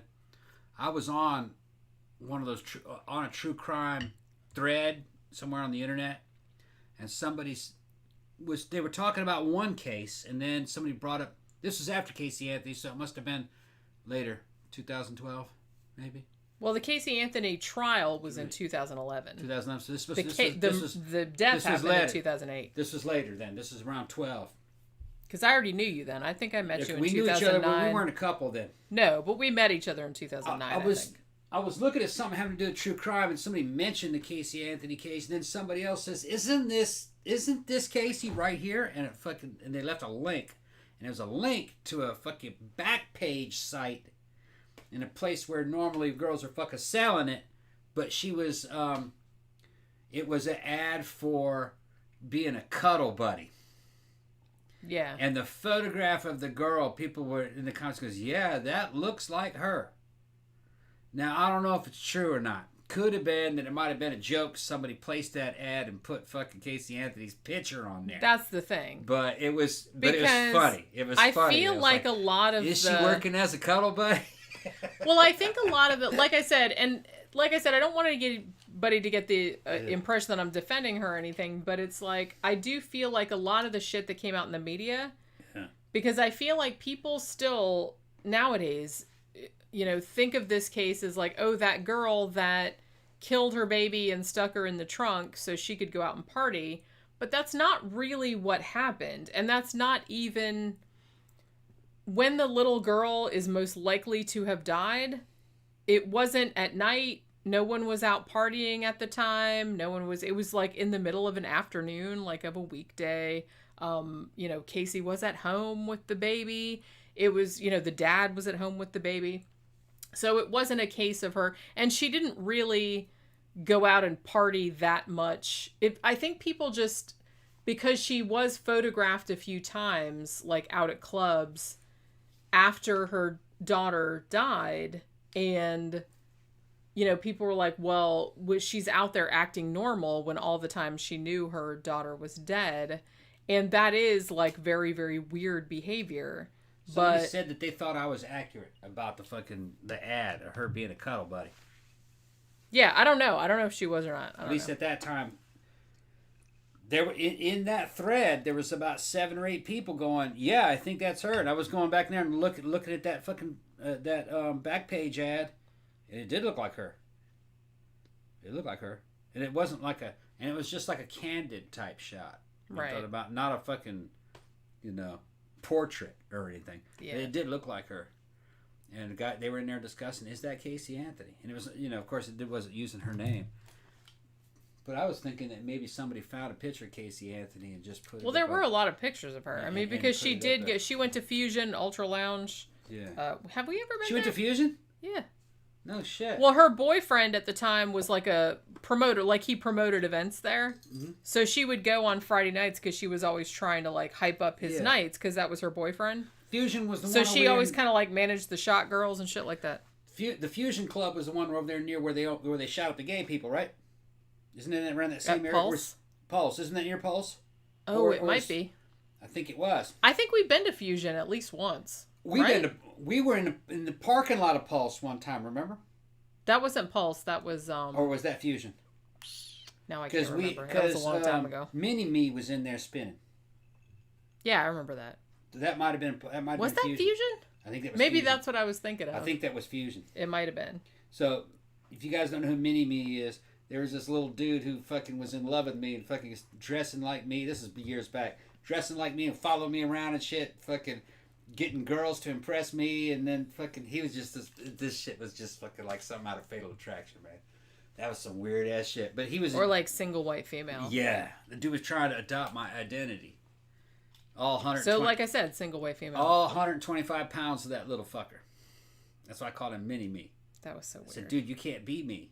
You know what I mean? And it was so weird. And he was in love with me. Though. That was some weird shit. I told you. It was some weird shit. I didn't realize it at the time. He had girlfriends. He had a Chinese girl that was kind of like his. What would you call that? Well, she lived in his. I mean, they lived together. Yeah. She was older than him. Yeah, and she was like, she came over here in a fucking crate, in a storage crate. Or that's what she said. That's what she said. She wasn't a legal citizen, and he kind of kept her in the house as like a girlfriend. But he had other girlfriends. / maid. Yeah, girlfriends. I think he just wanted somebody to take care of him like a mommy. And like, in order for her to stay in that place, she had to be involved in all these threesomes and shit. And then he tried to give her to me. Remember that? Yeah, that was special. He tried to give her to me. Yeah. Yeah. And I was like, nah. Which just goes to show how much regard he had for her. Yeah, yeah. I guess you could say like a slave. Well, like I said, I think he just kept her there because he liked somebody that would like clean up after him. And you're not. He was not a tough, domineering guy. He was a little bitty, effeminate, fucking. Well, he's very young. Really young and effeminate. Fucking late 20s, early 30s, like when we knew him. Yeah. Yeah. That was very, very small dude. That was a weird time in our lives. That was a weird time in the situation. That was a weird time in our lives. Yeah. happened to that dude? Me. Yeah. If I bought it, he bought it. Yeah, you would buy an outfit and come out in it, and then like a week I later, said, he would buy the "He's same in it." one. Yeah. Like maybe in a different color, but it would be the same thing. Yeah. Remember he bought that jacket that you had, but he bought it in like this weird like traffic cone orange color. Yeah. Do you remember that? Remember you sent me those texts? I love you. He's sending me texts. I love you. I know. dare you I betray told me? you. How dare you betray me? Like, what are you talking about? Do you dude? remember that night? You were Yeah. staying at my apartment because I had an apartment over on Aloma back at the time, and you were staying there at the time. Yeah. And that one night, we had gone out, and then we went home, and he Yeah. had been there. Yeah. And he got mad about, so I don't even know what he was mad about. We didn't fight or anything, but it's like when we got back to the apartment, we both started getting, like, he started blowing up both our phones. Yes, send me texts and shit. Yeah. All night. And he was just sending texts to you and to me, like, all night long. Like, you betray, and we were like, what the fuck is he talking about? I'm like, dude, you got a Chinese fucking house girl and a bunch of girlfriends. We didn't know what he was talking about, like, with the betrayal and everything. Motherfucker was in love with me. Yeah. Well, because you went to my house and like you should have gone with him. Should have gone with him, I guess. Fucking him and his entourage of fucking little girls. So weird. Yeah. That's some weird shit. He's a weird dude. Florida's a weird place. Sometimes. Well, everybody knows that. The Florida goth scene's a weird fucking place. Goth scene's everywhere a weird place. I mean, every scene is weird. Zach, are you in there? I should have sold that bitch to you, man. I should have sold you. I should have sold that boy to you. You'd have loved it. You'd have to lose all that weight back, though. He's been sitting around the house. Zach's been sitting in that house fucking gaining weight, he said. He said he gained 40 pounds. 30 pounds, 30 pounds. Let's not get excited. That's right. No, fucking mini-me, you had to be skinny, I guess. I don't know. He was very skinny. Yeah, he was skinny, yeah. Well, and he was very short, too. I think he might have been shorter than me, and I'm pretty fucking short. Yeah, he's about 5'2". That is short. He was like Prince. Yeah. Yeah, like that. Like a white prince. A white prince. But not... Dressing like me. But not nearly as cool. No. And here's the scary thing, people. He was a school teacher. Yeah. I don't know if he still is or not. He was a high school teacher. I don't think he lives there anymore. Yeah. No, yeah, that was another thing that was weird about him was that he, like... I mean, go to his house and there'd be fucking high school girls over his house. Yeah, that like they graduated and now now we can hang out. His house and shit. And I'm like, what the fuck is up with this shit? Which seems a little. It's not illegal or anything, but it just seems a little. But didn't you notice they were all the hotties? Questionable. Yeah, it seems a little questionable. Like, hey, when you graduate, what's going on here? Come back and look me up. Yeah. That seems a little weird. It seems a little weird. I'm just saying. Yeah, that's weird shit. Is that why you got into teaching? Yeah. Yeah. So, yeah. What was I saying? I don't know. You don't know. You weren't listening. I don't know. Yeah, so like I said, 6 months later, they find Caylee's skeletal remains wrapped in a laundry bag, and there was like another bag, and they found it not behind the Anthony family house, but a little bit down the street, like on the same street. Now, another thing I want to get into too is this whole duct tape thing. Because I'm not sure, like, how much... Because like I said, I feel like people have a thing nowadays where it's like, oh, there was duct tape over the mouth or something like that, which is not exactly the case. It's a little bit... I feel like the way it was portrayed in the media was a little more cut and dried than it actually was. But, you know, that's kind of par for the course. So, as I said, now, at the end of the case, Casey was acquitted. And so a lot of people got like really outraged about that, and understandably so. I mean, a little 3-year-old girl dies. Obviously somebody is responsible for her death. They couldn't find any evidence on the body of murder. Like, there was no cause of death. They couldn't determine what that was because she was skeletonized. There was no sign of trauma or anything like that. So they couldn't determine... You know, she hadn't been strangled, obviously. She hadn't been stabbed. She hadn't been anything like that. So they couldn't determine how she had died. So they couldn't really... It was very hard for them to prove murder. So it was much more likely, like I said, that she had died accidentally or as a result of... Accidentally and or as a result of neglect. And that they had just covered up the murder. Which, again, that's not good. And you should still be in prison for that. But I'm just saying, I don't think it was premeditated in that way. So, all right. Now, here's the thing. So what happened on the day? Now, this is probably the day that Caylee died, because this is the last day that anybody apparently saw her. Now, according to Caylee Anthony's dad, George, who again is problematic. We'll get into that in a little bit. According to him, Caylee and Caylee left the house. This was June 16th, 2008. Caylee left the house with the daughter at, that afternoon, like around noonish or something like that.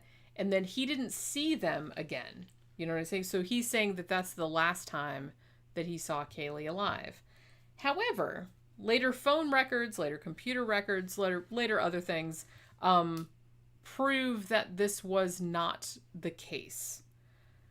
The actual case was that Caylee was at the house until at least a little past 4 p.m. that day, because they know, because of her computer records, her computer searches, her phone, her cell phone, like where it was pinging from. They know she was at the house until about 4 p.m. George was also at the house probably until about 2:45 p.m. because he went to work at 3 and his work was about 10 minutes away.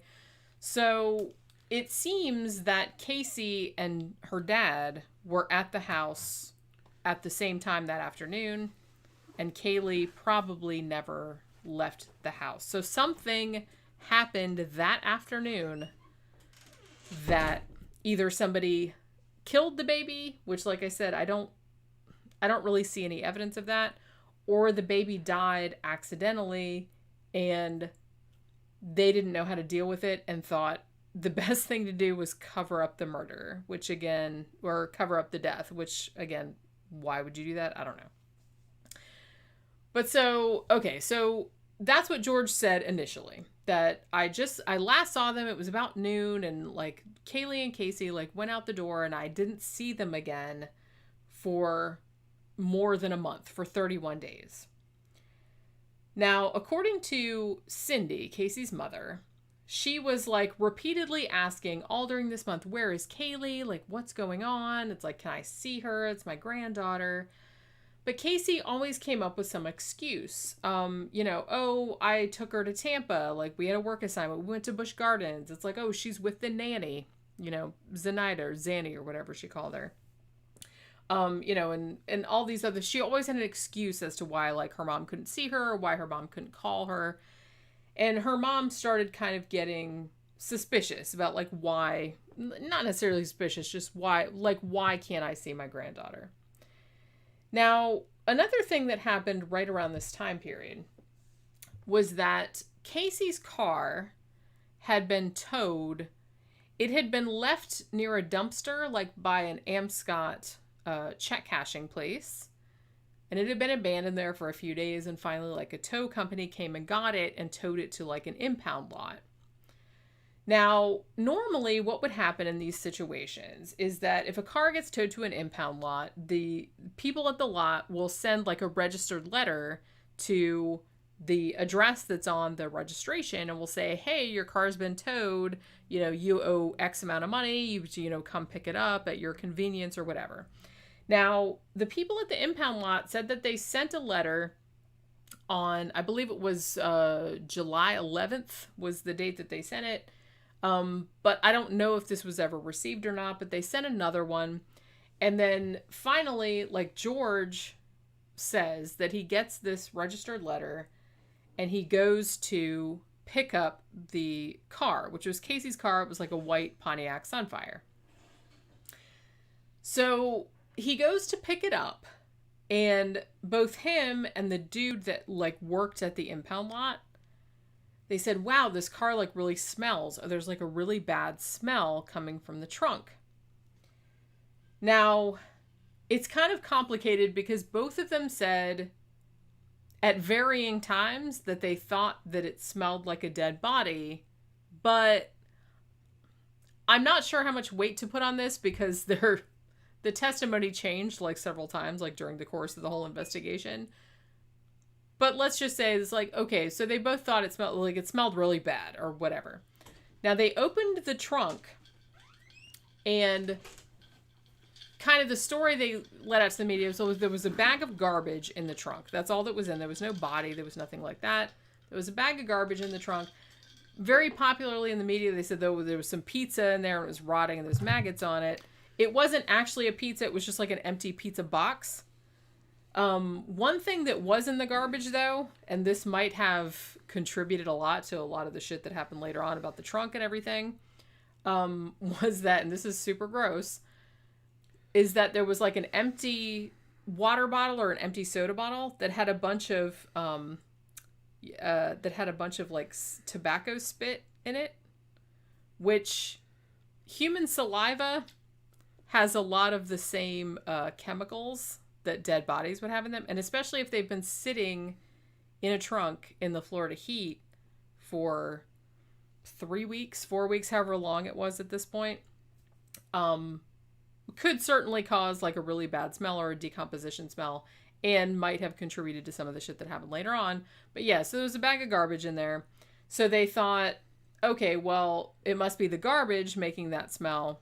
So the dude from the impound lot like takes the bag out of the trunk and like throws it over the fence, like into a dumpster. And then apparently, like, George just drives the car home with the windows open because the car smelled so bad. He didn't report anything. He didn't call Casey, even though later he said, oh, I thought I smelled a dead body in the car and I was worried because my granddaughter was missing and my daughter was missing and blah, blah, blah. But he basically just drove the car home, even though it stunk, and parked it and just went to work like nothing was wrong. And then he didn't call his daughter. He didn't do anything like that. So, again, a little strange, but maybe Casey's dad is a little weird too. This whole family is weird. Could be though that you just don't want to make that mental leap that somebody got killed in the car. You go, man, that's kind of odd. You know what I mean? They're missing type of deal. The kid's missing. It does smell bad in here. Nah, couldn't be something like that. You know what I mean? Although I have to say that after looking at all the trial transcripts and after looking at all this stuff, I'm not really sure that there was ever actually that. I'm not saying that, like, obviously, the baby died, but I don't think the baby was ever in the trunk. Yeah, that might have been something that was added, huh? No, I think there was other explanations. Like the pizza with the garbage and stuff in the car? Well, it was garbage. I don't think it was pizza because a lot of people said it was pizza, but it was just it was an empty pizza box. Something that wasn't reported in the media. That really wouldn't smell that bad. What I'm saying is that was what was reported to the it was rotting pizza and those maggots. But something that wasn't really reported in the media a lot was that in the garbage bag that there was a bottle with tobacco spit in it.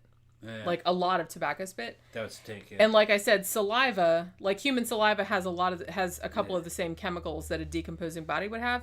So, and there was people are talking about like, oh, there was a stain on the carpet in the trunk and stuff, but it didn't look anything like a decomposing. So I don't think that there was somebody was dipping.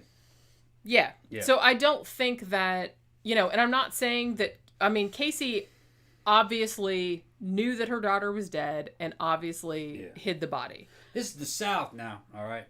Yeah, this is Florida. If y'all don't know what fucking dip is, all right, tobacco spit, what they're talking about, you might be in another country. We have this product called smokeless tobacco. Been around fucking centuries, all right? Skoal and Copenhagen, is it called Copenhagen? Yeah, it's called Copenhagen. It's been a long time. There's also chew, It's just it's just piece of tobacco. You put it in your mouth and you just kind of like if you're into that. Yeah, and I'll tell you what though. I used to smoke and even like chewing tobacco. That's like still. I used to use Skoal when I was in the Army because you're not allowed to smoke at night because through night vision goggles it looks like a damn fucking car headlight. Yeah. So if you really needed, if you're nicking out, you'd put a little bit of fucking. Copenhagen. I use Copenhagen too, but it's real fine cut. It gets all over your mouth. I like Skoal wintergreen. I like that one. And you can put it in between your lip and your gum. And after a few minutes, like you smoked a cigarette. And if you're not a smoker, you'll get fucking high as hell. You'll throw up if you're not a smoker. But if you're a smoker, it'll satisfy real well smoking urges. There was a time when I was in the Army where I would smoke and dip. I'd have a dip in my mouth and fucking dragging off a cigarette at the same time. Not all the time, but sometimes I would, I liked it. But you got to spit, you know what I mean? Your fucking... Yeah, it's your super saliva gross. glands start activating. And you can't swallow it. You'll throw up. You know what I mean? It's fucking bad, real bad on your stomach. So you got to be spitting. Well, you don't want to walk around spitting everywhere. So you usually just take it down Coke bottle and spit it into the Coke bottle. And when you're done, you just fucking put the damn cap on the Coke bottle. Screw the cap back on. Throw it away. Or, you know, that's what we were doing with it. Man, I got to tell you, this reminded me of fucking... Dude, I went to basic training with. We show up in Korea. All right? We're in downtown Tongdushan. Camp Casey. All right?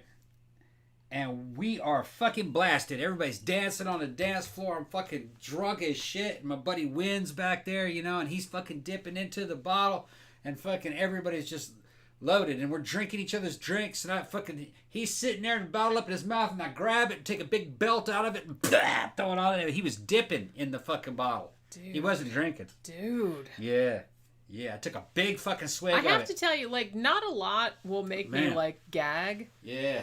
Since we were talking about Mystery Science Theater earlier, there is one host segment in there where Crow decides to take up chewing tobacco. Yeah. And he has all these pop cans, like around, like soda cans, like around the bridge there that have his spittle in them.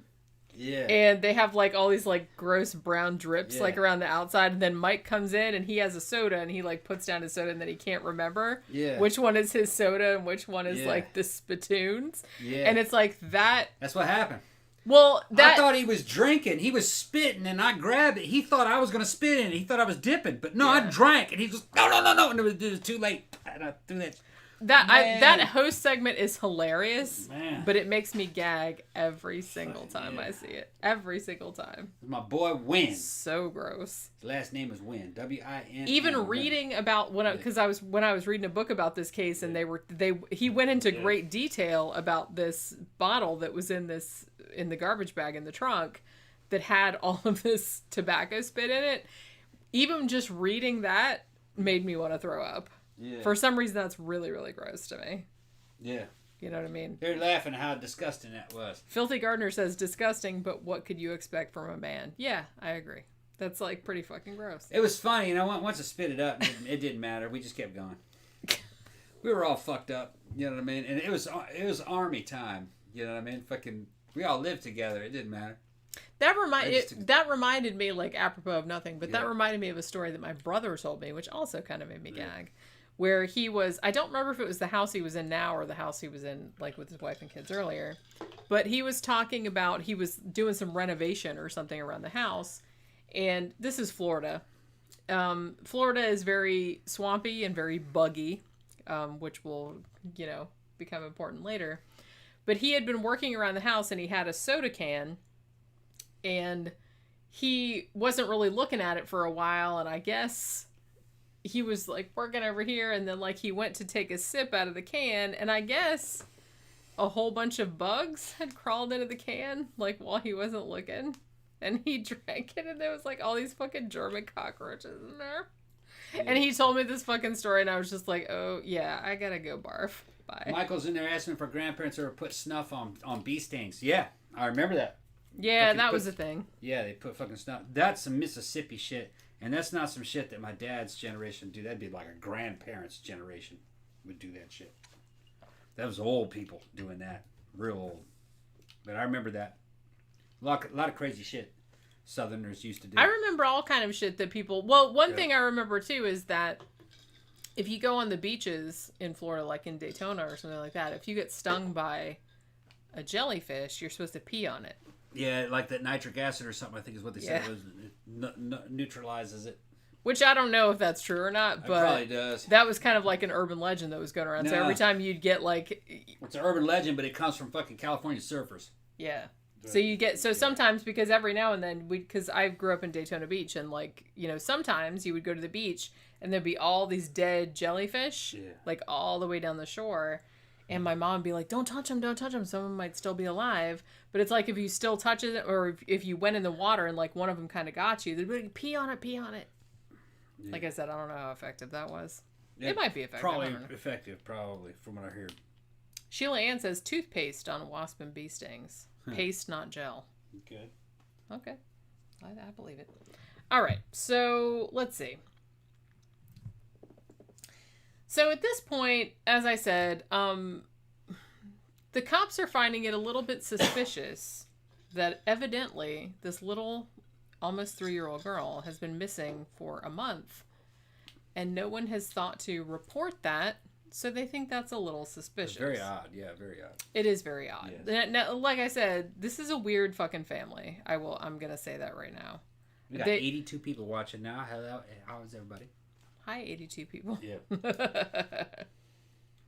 Yeah, Rebecca says in Australia we're taught peeing on jellyfish stings, and the peeing on it is bullshit. I think it is too. Think it is? I think it's bullshit. It was a surfer thing. Yeah, and I heard it too growing up in Florida because, like I said. Maybe it feels better just for a few seconds, like running water on something. Probably. Yeah, Tim Bray said Casey's dad is really weird. I agree. I feel like Casey being a compulsive liar, I feel like maybe that's where she got that from, because her dad is also a compulsive liar. And the weird thing about their compulsive lying is that sometimes they lie like in an understandable way, like that is self-serving or whatever. But then sometimes they just lie about shit that doesn't matter, or they lie about shit that's going to hurt them. Or because, you know, for an example, George Anthony, her dad, he testified because Casey didn't testify, but George Anthony testified extensively at the trial. Some of the shit he said, it almost seemed like he was testifying to get Casey the death penalty, because the death penalty was on the table, you know, at first. And it almost seemed like he was trying to make her guilty. But then, like, when he would talk to other people, like when he did interviews later, he was almost kind of like lying to like exonerate her. So it seemed like there's no rhyme or reason to the lying. It's just, it's almost like lying is like a reflex. Yeah. Which I feel like is kind of par for the course for her and for her dad. So maybe that's where she got that from. Because she lied about shit that mattered, and also shit that didn't matter, that she didn't have to lie about. Which was another thing that I thought was like really strange about her.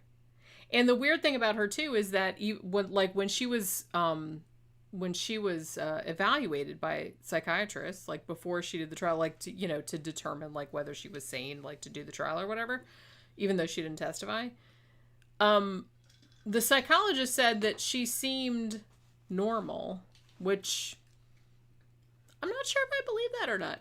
Like, I watched this other guy, like, if you guys don't know, there's this dude named Dr. Todd Grande, and he has this really good channel on YouTube, and he pretty much analyzes every motherfucker. He'll analyze, like, serial killers, politicians, everybody. Like, he analyzes, he's like, look, he says at the beginning, he was a disclaimer, he's like, look, I don't know this person, I'm not, like, you know, offering a diagnosis or anything, I'm just telling you, like, what I'm seeing, like, from the way they behave, you know, in public and whatever. So he's just kind of like giving his assessment of it. And he thought it was very, very strange that the psychologist that evaluated Caylee Anthony didn't find anything mentally wrong with her and thought she was largely normal, because he's like, to me, he's like, I'm not going to go and say she was like a straight up sociopath, but she seemed at least like a compulsive liar, or somebody that had real, you know, she was like denial thing. You know what I mean? She was always like denying everything. I think it was because she had grown up in this weird family where you basically had to pretend everything was okay at all times. Otherwise you would get yelled at or you would get in trouble. Because I do feel like her mom was kind of like this real like overbearing, everything has to be perfect and everybody has to go along with my delusion about how everything's okay. And if you didn't, like, you'd get yelled at or you'd get reprimanded. So I feel like both her and George were kind of used to their whole entire lives just pretending everything was all right. And even if things were obviously not all right, and here I'll get into the thing, even when Casey was pregnant with Caylee Anthony and she would go somewhere and she was very obviously pregnant, okay? She had like the belly, her fucking belly button was sticking out, everything. Like, and the family members be like, hey, when'd she do? Or like, hey, she's pregnant. Her mom, Cindy, she's not pregnant. She's just bloated. She would say shit like that. Like, her mom was, like, denying that she was pregnant almost until the baby was born. Ridiculous. Until she was, like, 7 or 8 months pregnant. That's some crazy people. That's right. Her whole family are crazy. And did they know that she was pregnant? Or they were just playing along? I don't know. Okay. I don't know. Like, her mom she's a virgin, which obviously she wasn't. She was, like, 21 or 22. And she had a boyfriend. That's some weird shit. So I kind of feel like... That's funny. Like, as shitty as this whole situation is, and this poor little 3-year-old child, like, had to die for this bullshit. As shitty this bullshit is, I feel like Casey's parents are also terrible. They're just, like, really, really... This family is very, very messed up. Like, the whole dynamic of this family is messed up. Like I said, Casey's brother Lee seems pretty much okay. He seems pretty normal. But Casey and her parents, I don't know what happened there. It's just like this super weird dynamic. Because there was this whole thing where prior to Casey getting pregnant, like, this is even before, like, all of this shit happened. Like, prior to Casey getting pregnant, her parents, like, George was a compulsive liar going back to, like, his ex-wife, like, 30 years prior also said he was a compulsive liar. So that's, like, something that he had going, like, a long time ago. He also had a gambling problem. He was real into escorts and prostitutes and stuff like that, but he would always, like, lie about it.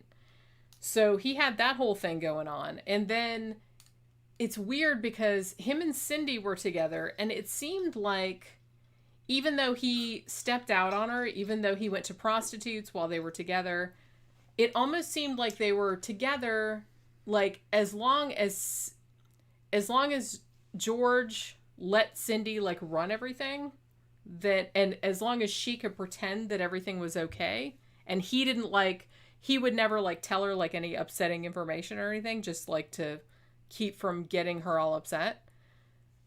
So as long as that was going on, then, like, peace was maintained. You know what I mean? But they had actually separated for a while. I think they were actually separated when Casey got pregnant with Caylee. But then they got together later on. And George explicitly said later on that Casey was one of the reasons that they had separated. Because Cindy would not hear anything about Casey being a fuck up. Like, the whole thing about her pretending she had jobs. Because, like, I'm assuming that a lot of people, like, know at least, like, the outline of this case. Because this was a very, very famous case, at least in the U.S. She, like, said that she worked at Universal. She said she worked at Sports Authority. And she didn't work there. But the weird thing about it is before she got pregnant, she did actually have a job. She worked at Universal. She didn't work for Universal. She worked for Kodak. You know those people that, you know when you go to a theme park and, like, they take your picture, like, on the rides, and you get off the ride and they try to sell you the picture? You know what I mean? You know those people? Yeah. She worked at one of those kiosks. So she worked for Kodak, you know, who had the kiosk inside of Universal Studios. So she did actually work there for a couple of years. And she was actually, like, a well-regarded employee. Now, what ended up happening was when she got pregnant, and as far as I know, nobody knows who the father is. Filthy Gardner said she worked as a waitress at Glory Holes. Really? That's fucking ridiculous. Do you want me to refresh that drink? Yeah, might as well. Okay. But yeah, so she did have a job for a time, and then she got pregnant, and then she basically went on maternity leave, and then she just didn't go back. And after that time period, it seems like she was almost kind of like, well, fuck it, I'm not going to, like, have a job anymore. But she kept telling her family that she had a job. Now, I think that her dad, George, knew that she didn't really have a job and was just pretending to have a job. I think they were both pretending that she had a job to maintain the illusion for the mom, Cindy. Because Cindy's whole thing was she liked to, like, pretend that everything was okay. So I do kind of feel like they were almost, like, maintaining this illusion for her benefit, even though I kind of think that she knew that probably Casey didn't really have a job either. But it was, like, this weird alternate reality she had constructed, and she didn't really want anybody to like shit on it. It's hard to understand like people that have like a normal, you know, psychological profile and like a normal family dynamic. It's just very weird to understand. Like, it's very hard to understand like how weird this fucking family was. But the more I read about them, the more like I was just, I don't know what the fuck is going on with these people. But yeah, so I feel like Cindy wanted to maintain the illusion that everything was okay, that Casey hadn't got pregnant at 19, that she really did have a job, that she was really going, because there was this whole thing too. Thank you. I put that curry on real low. Oh, okay. We'll have some later. Yeah. Because there was another thing too, not just the pregnancy, but even prior to that. So here's another thing that happened prior to that. I know this is like rambling, but I'm just like, this is just shit that's like occurring to me at the time. Another thing that happened prior to that was that when Casey was in high school, she was actually a pretty decent student. Like, you know, she turned up, she did her shit. She was like, you know, A's and B's. She was doing okay. And, but then at some point she kind of decided, fuck it. It's like, she didn't really want to like apply herself anymore. So she came up like a few credits short to graduate, right? Now, apparently Casey knew this for a while. Like, she knew that she would need to like make up X amount of credits to graduate in time with the rest of her class. But she didn't tell her family that, right? So by the time that her family had like thrown this big graduation party for her, like all the family was there, all their friends were there and everything. They didn't tell anybody. And from what I could determine, the mom and the dad went to the graduation ceremony for the high school, even though Casey wasn't graduating because she didn't have enough credits. They went to the graduation, and then everybody, the family members that were there too, were like, why isn't Casey like walking across the stage? And it's like, oh, well, they made a mistake. They like fucked her on the credits or something like that. She was supposed to graduate, but so it just seems like this weird like delusion that they're all participating in. Yeah, weird. Which to me, well, it also kind of sounds like Keeping Up with the Jones. Yeah, and I feel like Cindy was like super. And our kids are graduating. Yeah, like no she didn't what. want anything to like shatter this illusion that she had of this like perfect family. So I feel like that's very. So I feel like it's very on brand. Yeah. If something terrible, like I said, just horribly, if something terrible happened to this baby, even if it was just accidental, I feel like that's the first thing all of them would do was we need to like cover this up somehow. Like, we don't want anybody knowing about it. And I don't, you know, it's like to us, it seems like stupid because it's like, you know, obviously you're not going to get away with that. Like, it's going to look very suspicious. But I think they thought, well, we're just going to like, you know, cover shit up and then like, we'll just. This sounds genetic. It really does. Like, the more I was reading about her and her dad and the problems that they had like in their family, the more I was like, this whole family is messed up. And to be honest with you, like I said, I don't want to get sued for like defamation or anything like that, but I definitely do. I don't think, because there are some people out there, not me, there are some people out there that think George Anthony, the dad, actually killed the baby or was molesting the baby, because there were a couple, he did say a couple weird things. Okay.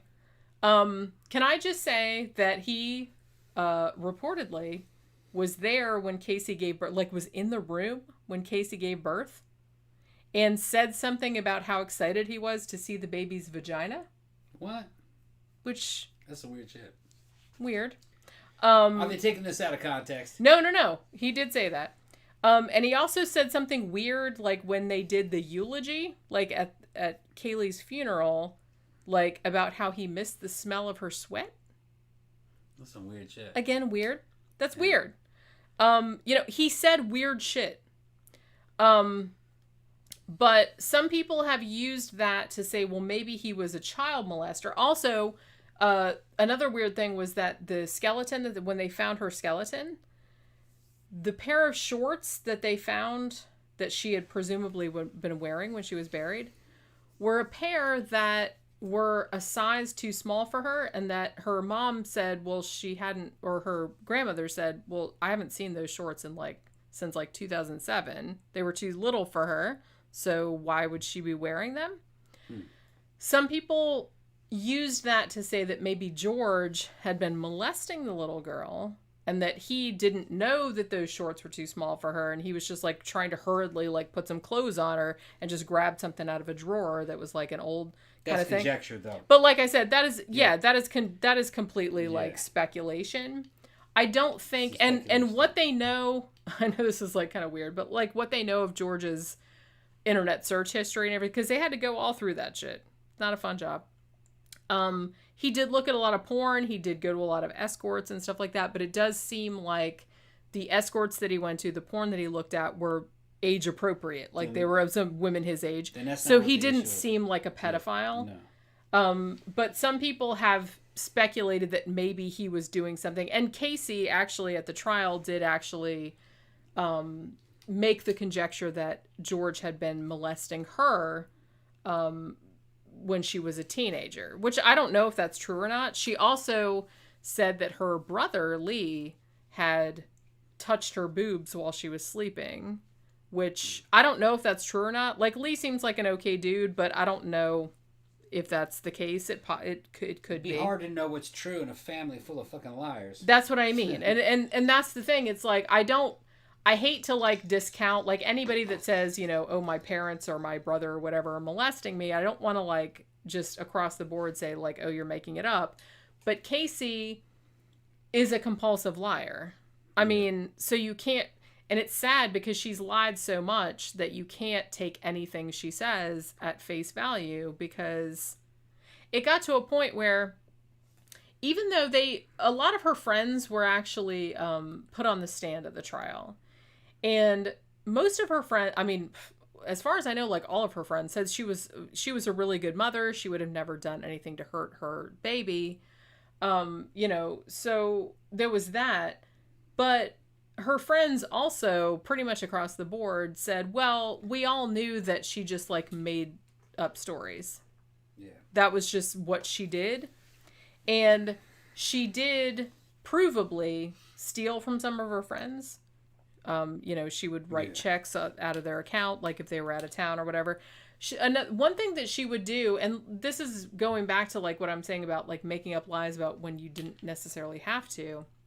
She would do shit like she would make plans with somebody, like her friend Amy, like who was her best friend, Amy Huizenga, I think is her last name, or if I'm pronouncing it right. They had made plans, like Amy was going to go buy a new car and they were going to go to Jacksonville, which is, you know, about 1.5 hour drive from here. Yeah. So they were going to go and do that, and they were going to do that together. They had made plans, and then Casey at the last minute calls Amy and says, oh, my father had a stroke. I can't go with you. Her father had not had a stroke. And I think the issue here, and I was telling you about this earlier, I think the issue here is that she was one of those kind of people that didn't really want to let anybody down, but she always wanted to have an excuse. If she didn't want to do something, she just like couldn't come out and say, I don't want to do that, or I don't want to, you know, help you with like your car or whatever. So she always had to come up with some excuse why she couldn't do it. Yeah. Because it seemed like she had an excuse for everything. Now, T's in there going, where does this kind of insecurity come from? And I think during the time she asked that question, that was during the time where you were saying that Casey's parents went to her graduation when she wasn't graduating. Yeah. Where does this kind of insecurity come from? Okay. You're dealing with, where is this neighborhood again? Do you remember where it was that she lived in? Where it was she They lived over by Waterford Lakes, which is kind of near to where my apartment used to be. It's over by UCF. Okay. So it's upper working class, middle class. Yeah, yeah. Okay. Sometimes you have this kind of thing that I've noticed in a lot. Really, it's with fucking, you know, I'm white, so I'm going to say it. It's with white suburban middle class and upper middle class people. They're very competitive. They want to have what other people, like what their neighbors have. All right? If a motherfucker buys a boat, this dude's got to have a boat. You know what I mean? Another motherfucker buys a damn Camaro, he's got to have the Camaro. Because they're trying to be the same. Yeah. And the only reason why they're trying to be the same is because they're not the same. They're different. And they feel uncomfortable about it. So probably what you have in a situation like this is you have a family of people who they don't feel the same as their neighbors, but they feel like they have to prove that they're the same. So when Casey doesn't graduate on time, they have to fucking overcompensate, almost kind of like, no, she did graduate on time. The school just fucked her. Yeah, our daughter is the same as yours. Yeah. Well, that's exactly the vibe that I got. Right. And that's a warning sign. And that was mostly the mom. I feel like that was mostly the mom that was coming from. Yeah. And I feel like the dad, George, as shitty a person as I think he is, because I think he's a shitty person, and I think he, allegedly, I think he knows what happened to Caylee that day, because I think I don't think he did it, but I think he was there and he knew and he helped Casey hide the body. I do think that. That's my opinion. Yeah. But I think that he was, for some reason, was terrified of his wife. Yeah. And everybody had to maintain his wife's illusion that everything was okay. Yeah, which means, you're dealing with people that feel, essentially they feel substandard. They feel that they're not as good as everybody else around them. So they have to... Thank you, Hayden. Holy crap. Holy crap. God damn. Thank you so much. Jesus Christ, bro. Oh Thank you very much. Thank you. Man, somebody got some money to throw around.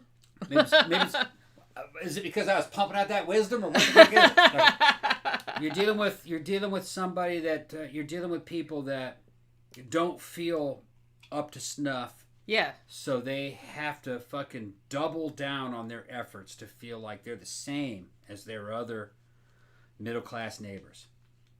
When you see somebody like that, it's kind of a warning sign.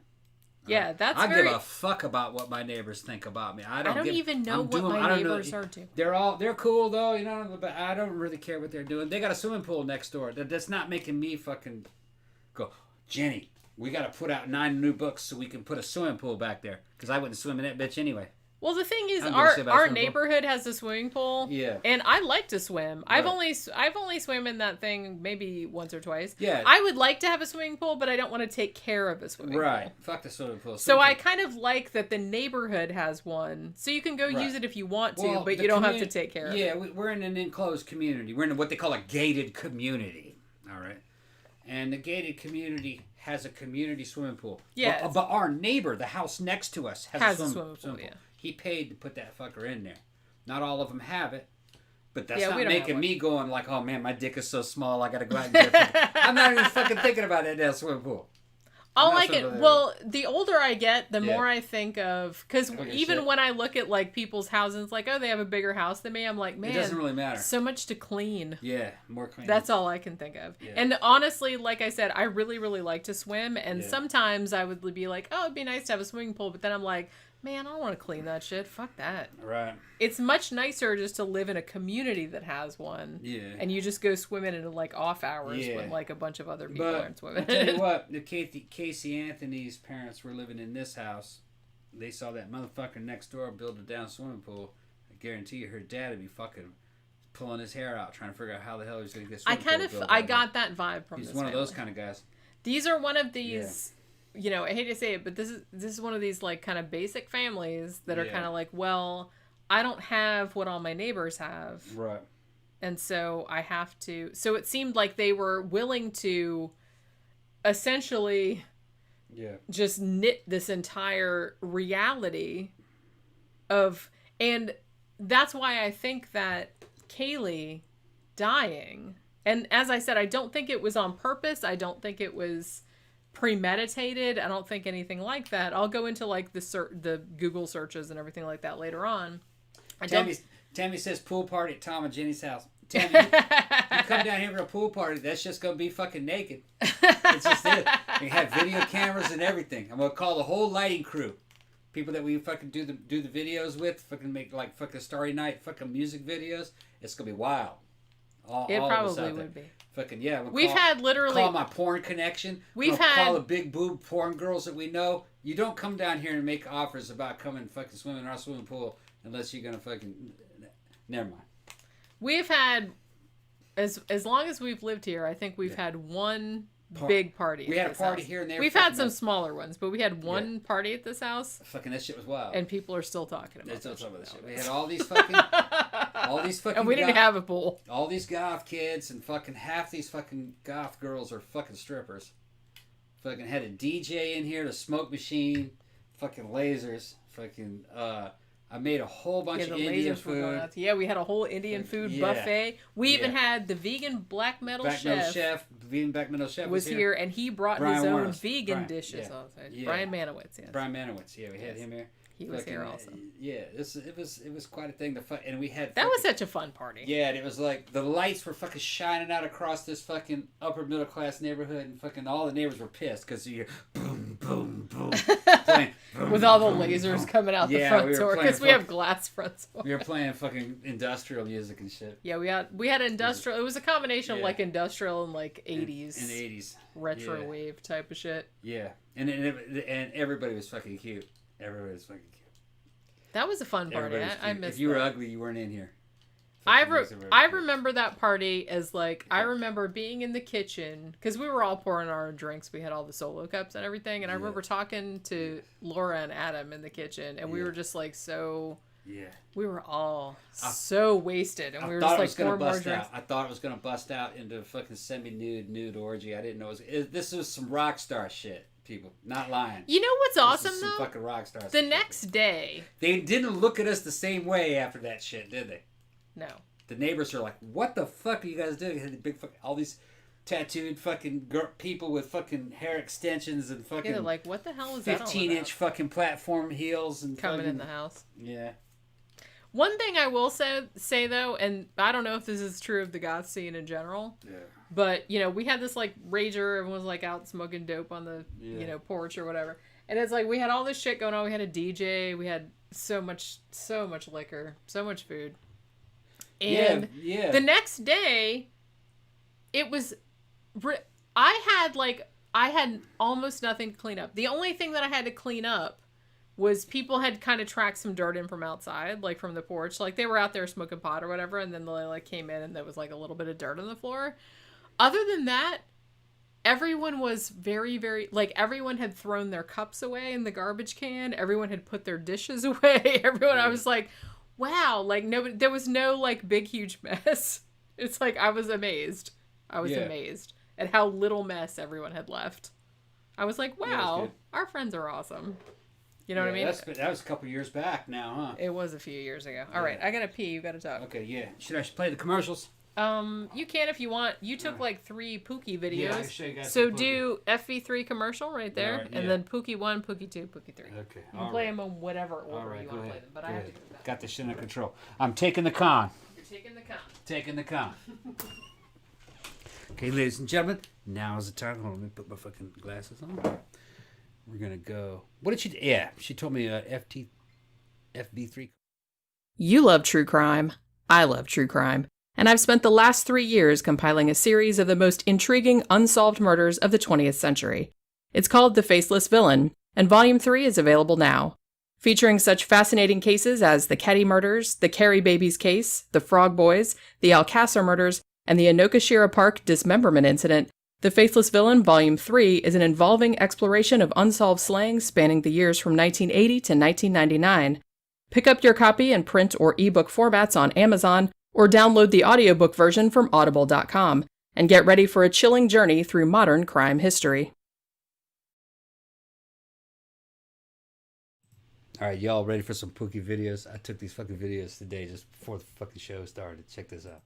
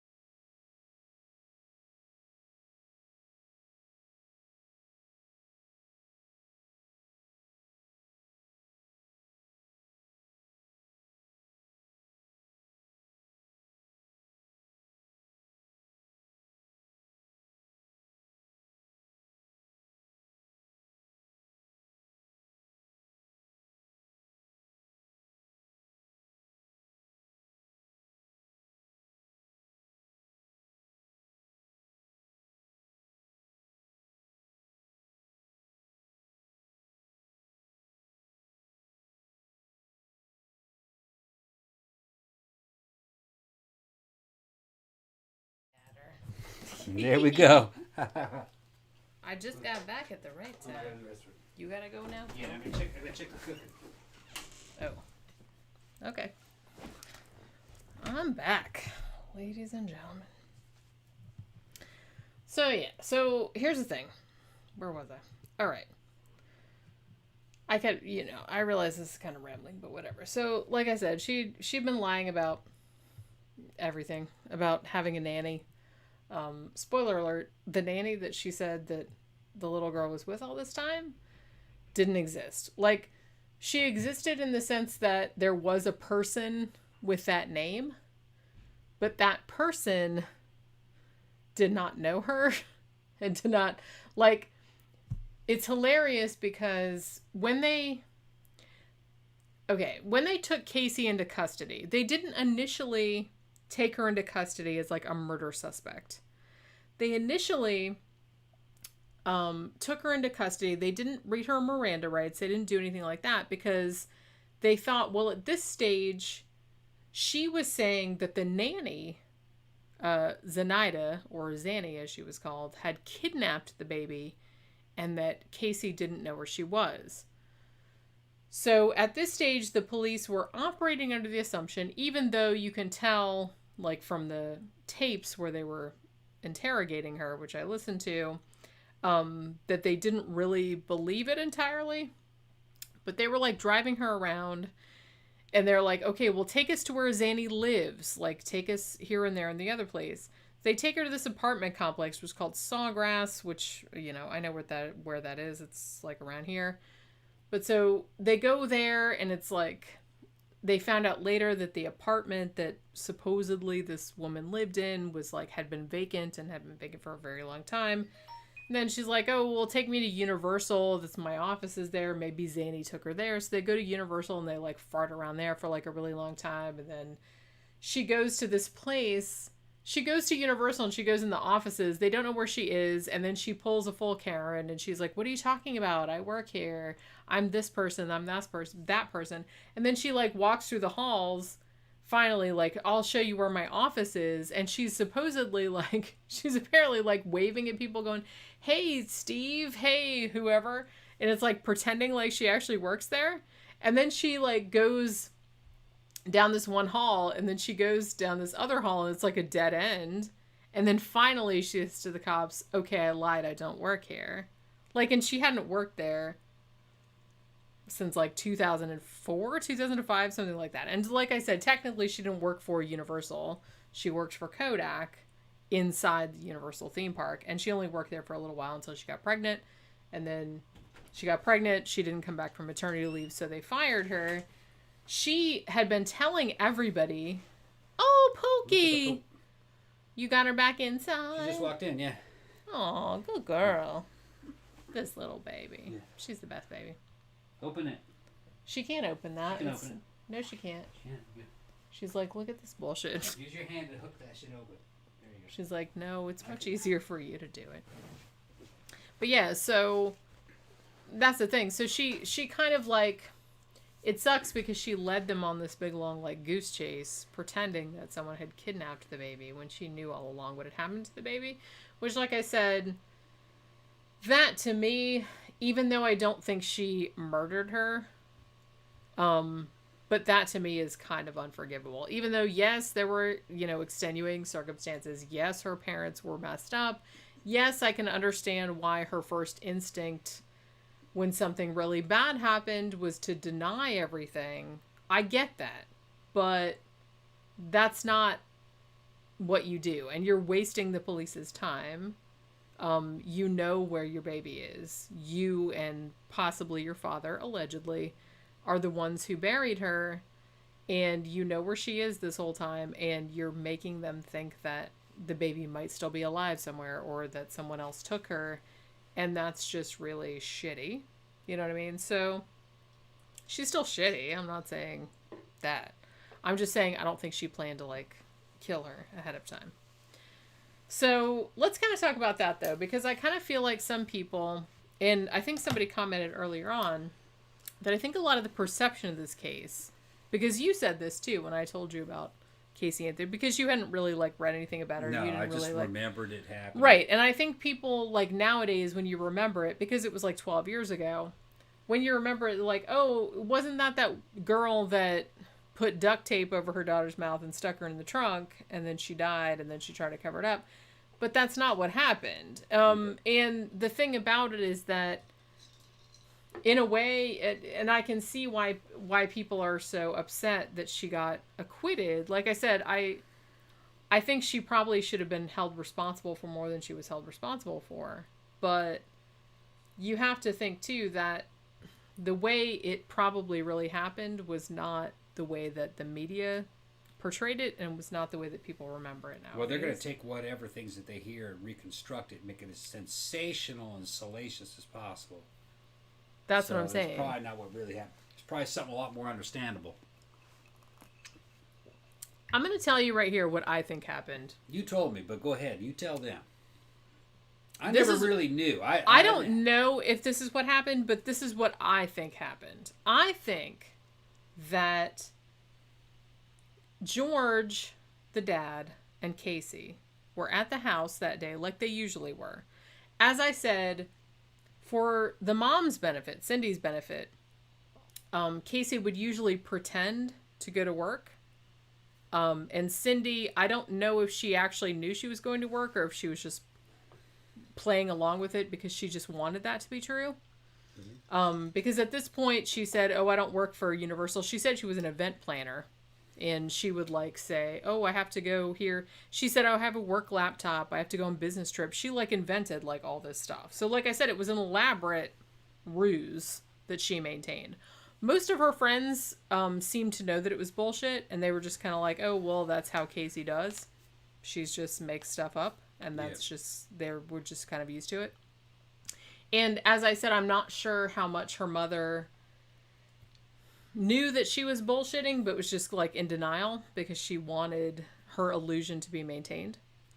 But Caylee had been for years pretending to go to work just for her mother's benefit. Yeah. Even though a lot of things say it was for her parents' benefit, but George, he didn't go to work until 3 p.m. He knew that Caylee was at home all day because they know from phone records, from search records on the computers, things like that. They know that Caylee was at home, and they know that George was at home. So they know that they were both at home at the same time. So they're like, ergo, George must have known that Caylee did not have a job all this time and that she just hung out at the house with Caylee. And on this particular day, the last day that Caylee was seen alive, because Caylee had actually been seen alive, June 15th was the last day. And they know that she was alive that day because they had taken her to see her great-grandfather at, the nursing home where he was at. And there's video of her, and it's dated and everything like that. And Cindy said that it's like, okay, we took her to the nursing home, and then we brought her home and we put her to bed and blah, blah, blah. And then the next day, Cindy got up and went to work because Cindy had a full-time job. And then presumably Caylee, George, and Caylee were alone in the house after that time. Now, as I said, George initially told the police that Caylee and Caylee had left the house around noon that day, but they know that that is not true because the computer records and the phone records, the cell phone records, particularly Caylee's cell phone records, show that she was at the house until at least 4 p.m. and that George was there until probably 2:45 p.m. And they think that whatever happened to Caylee happened sometime around 1:50 to 2:15 p.m., somewhere in that span. It must have happened somewhere in that span. Now, the interesting thing is that when you look at the phone, Caylee's phone records from that day, Caylee had been talking to her friend, Amy. She talked to her for, I believe, 36 minutes, like that early afternoon.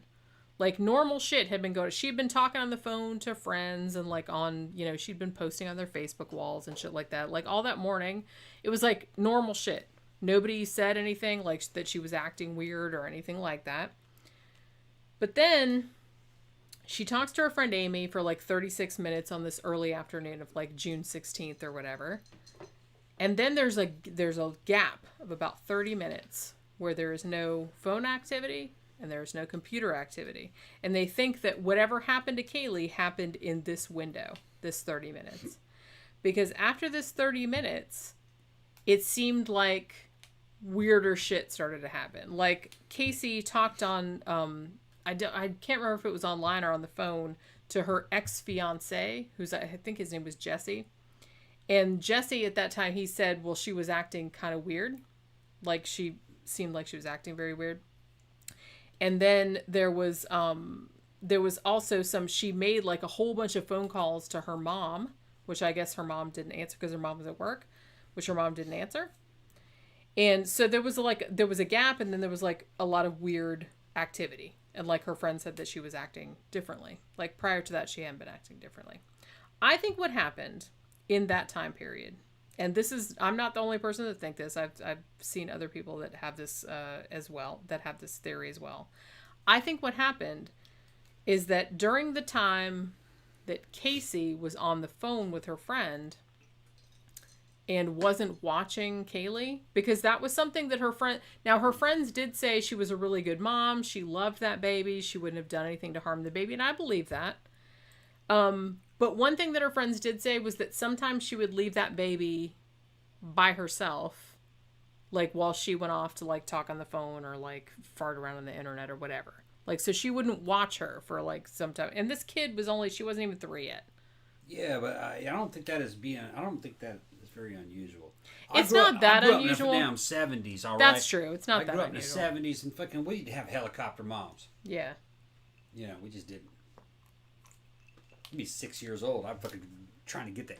It's true, but 6 years old is different than 2.5 years old. Still, a 2.5-year-old kid can sleep a lot and just roll around, make noises. It doesn't really matter. But as long as they're not in a dangerous place, they can't really hurt themselves. Yeah, but, you know, on the other hand, it's like a lot of bad shit could happen, and I think that's what happened in this situation. Yeah. I think what happened in this situation was she was talking on the phone to Amy for 36 minutes, which, like I said, they have the phone records. They know she was talking to Amy for 36 minutes.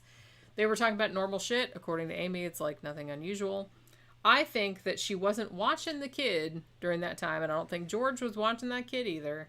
I think what happened was that little baby wandered into the backyard, and the Anthony house had a swimming pool, like a raised swimming pool.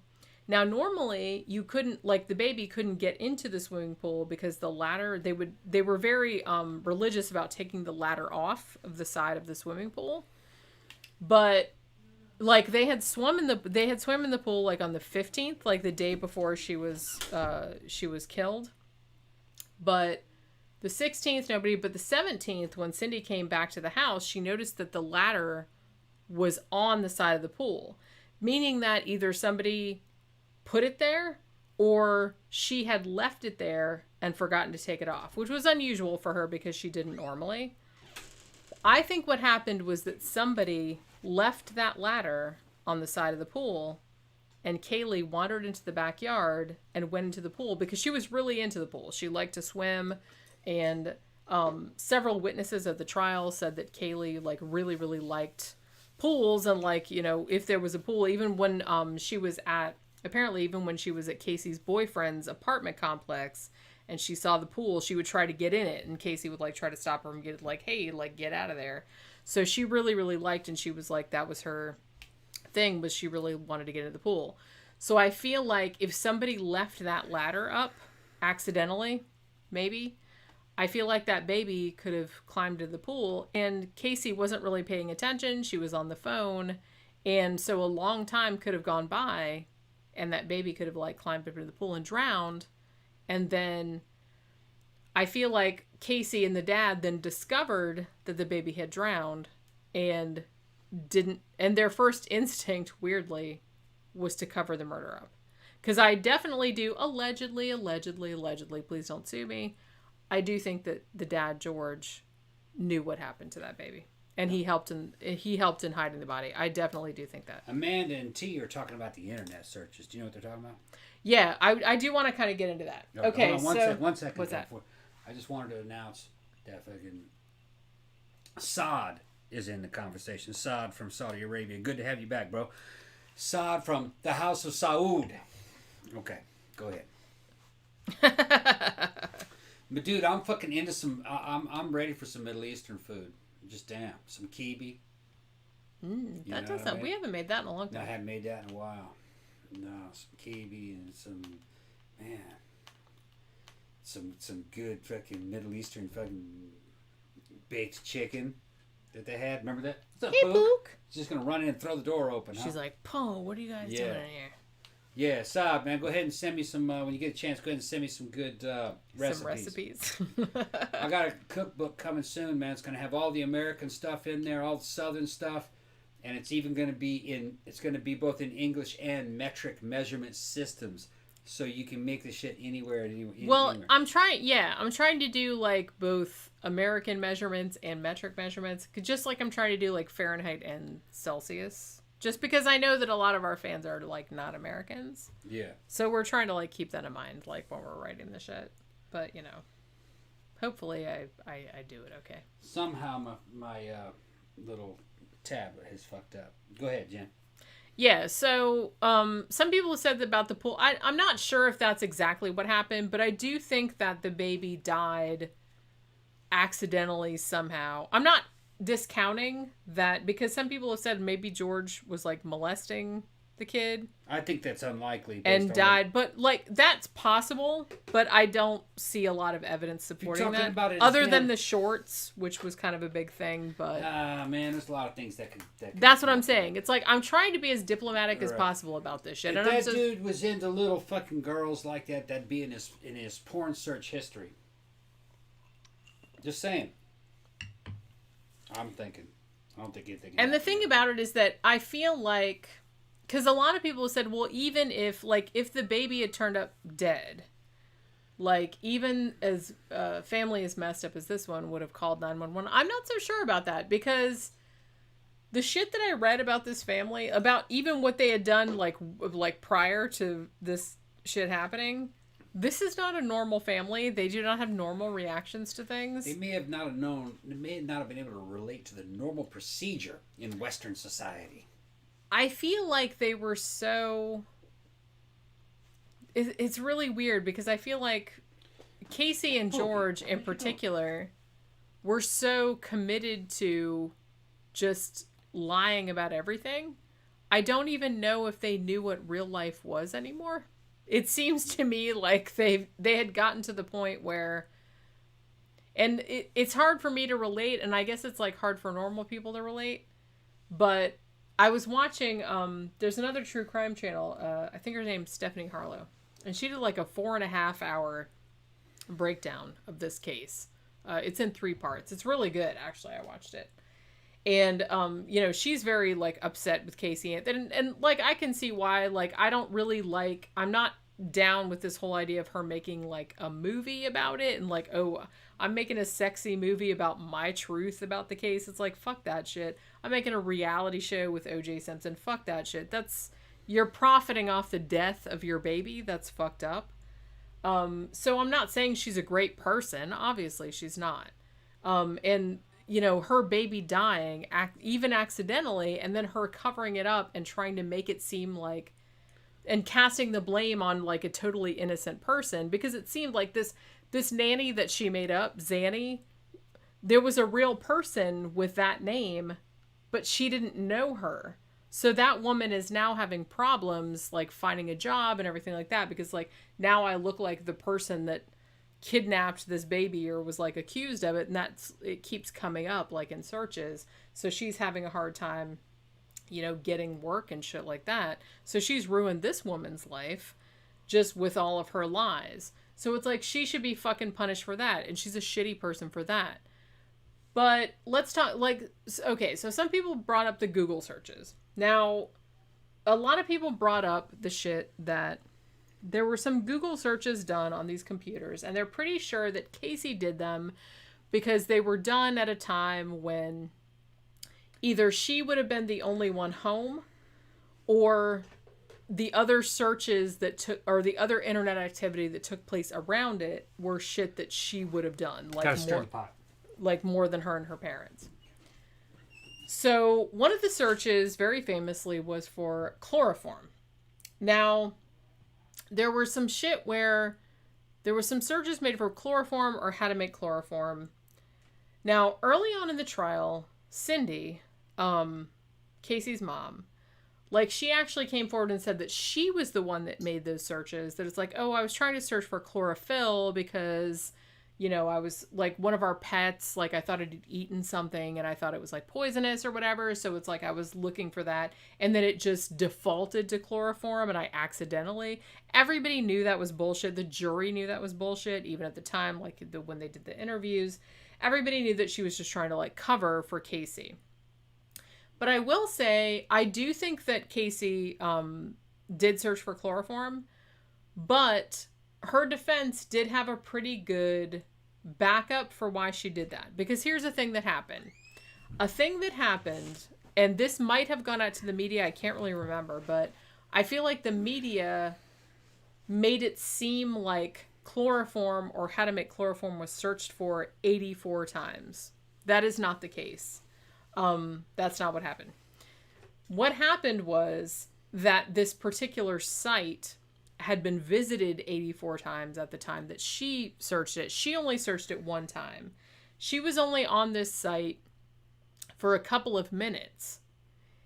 And she was on this site because apparently it was her boyfriend or her ex-boyfriend at the time had posted on his MySpace, which was a thing, still a thing in 2008. MySpace is a dead ball. I know, but it was still a thing in 2008. He had posted a funny, a weird, like a dark comic meme on his Facebook page, something about, dating, or it's like, oh, I won her over with chloroform or something like that. So apparently, Casey didn't know what chloroform was, so she was Google searching it because she didn't know what it was. So the fact that she just Google searched it right after she went to his MySpace page, which they showed with the computer records, and also that she was only on the site for a couple of minutes. It's not like she was in there like trying to figure out how to make it, because even if you were in there trying to figure out how to make it, making chloroform is not easy. It's not, you can't, I mean, it's time consuming and it's really stinky. And it's really, I mean, if you're just looking for a way to like sedate your child, which is what a lot of people thought that she was doing, there are much easier, this is terrible to say, but there are a lot of easier ways to do that, other than making chloroform, which a lot of people would notice. Look, Tila and fucking Amanda and Catherine, they're all laughing about our references to MySpace. But it was, About 3 months back, I got pissed off as hell at fucking Facebook. I'm looking into my Facebook feed. It was like looking into the mouth of hell. Everyone was just fucking whining and crying. And I'm like, fuck these bitches. I'm going back to MySpace.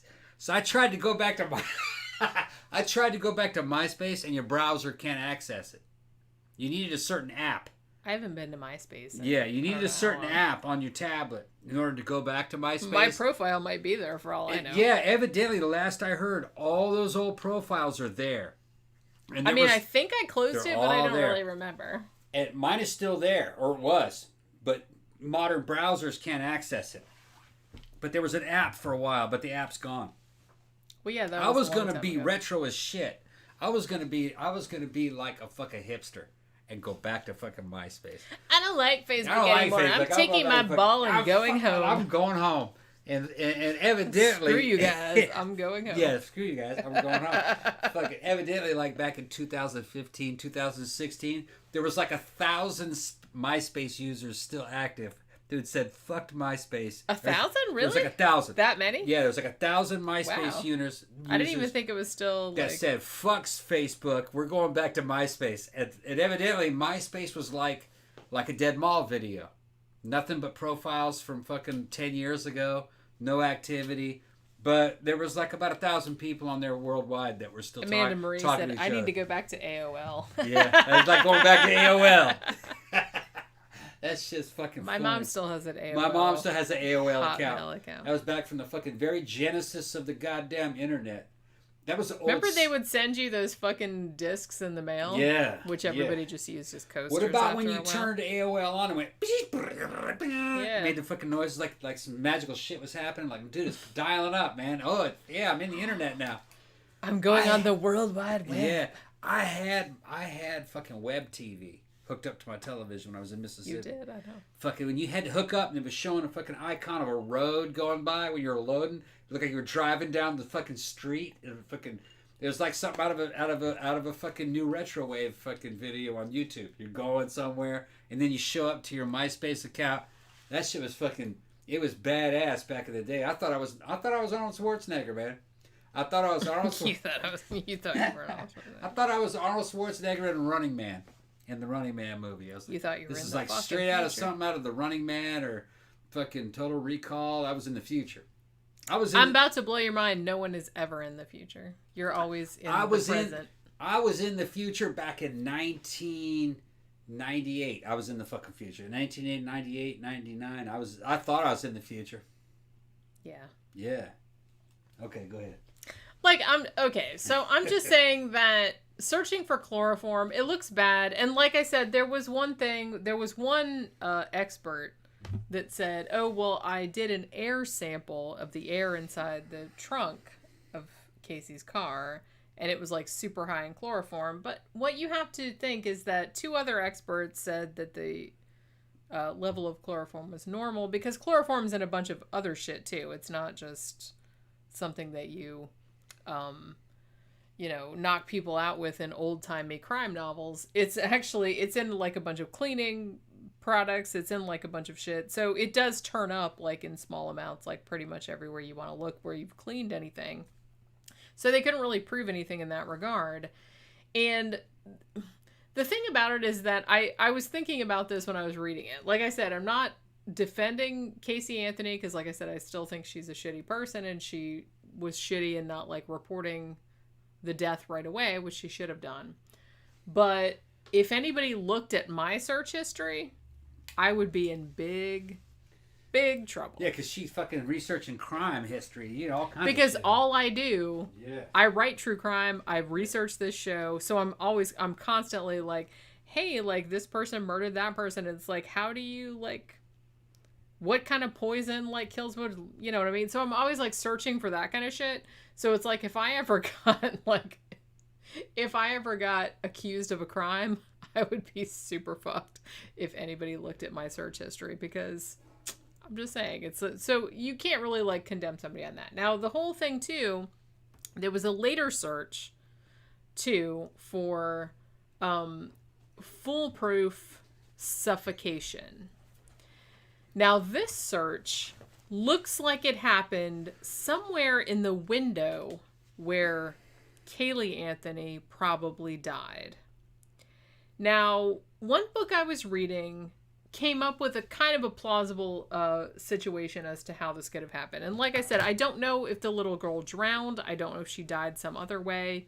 Like I said, I do believe that she died accidentally, and then Casey and her dad, because I think he knew about it too, I think they made the very, very stupid decision to hide it and to like cover it up, because they didn't want they didn't want the illusion that they had kept going to be shattered.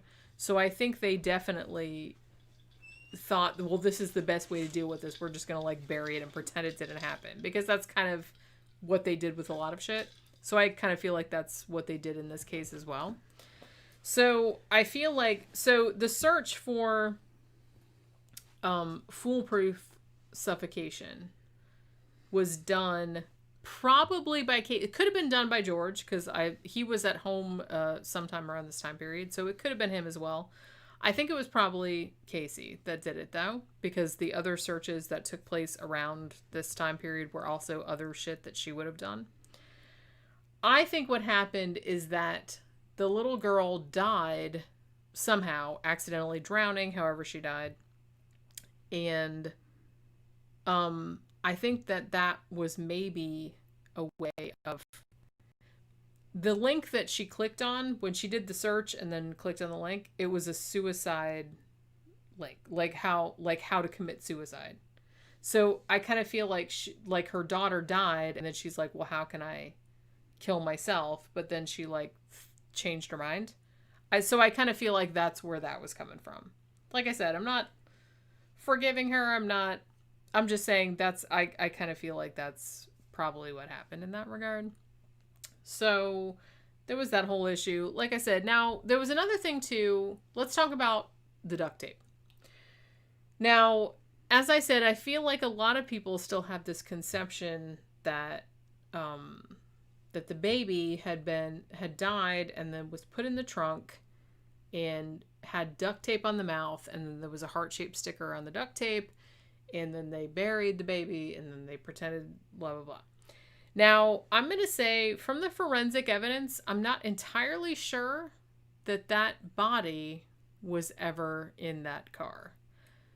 Maybe it was, but I think it was, like, pretty brief. Like, some people did say that the car smelled bad, but the weird thing about it is that it's really, like, inconsistent. Like, when some people said, oh, it smelled really bad, or it smelled like a dead body, but then some people that were around the car or said they were around the car, like, way after the time that the kid would have had to have been in the trunk, like, didn't smell anything, or were right there when Casey opened the trunk and they didn't see anything in there or smell anything.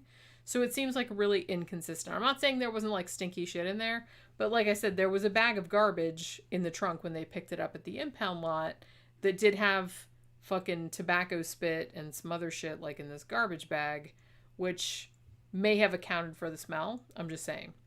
So I don't know if the body was ever in there. Now, some people will say, yes, they did find one hair that apparently had what they call death banding or whatever it is they call it. And they determined they didn't have enough to say that this was definitively Caylee's hair, but they did know that it was like, they did mitochondrial DNA. So they know it was actually, so it was from somebody from that maternal line. So it was either Caylee's hair, it could have been Casey's hair, it could have been her mom's hair, could have been, you know what I mean? So it could have been a lot of people's hair.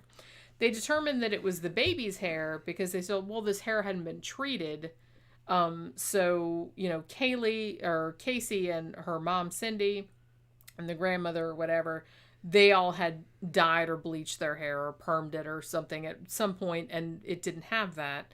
So they determined that it was probably the baby's hair. And they're like, apparently there's this thing, like I said, I'm not a forensic scientist, so I'm not pretending like to be an expert or anything.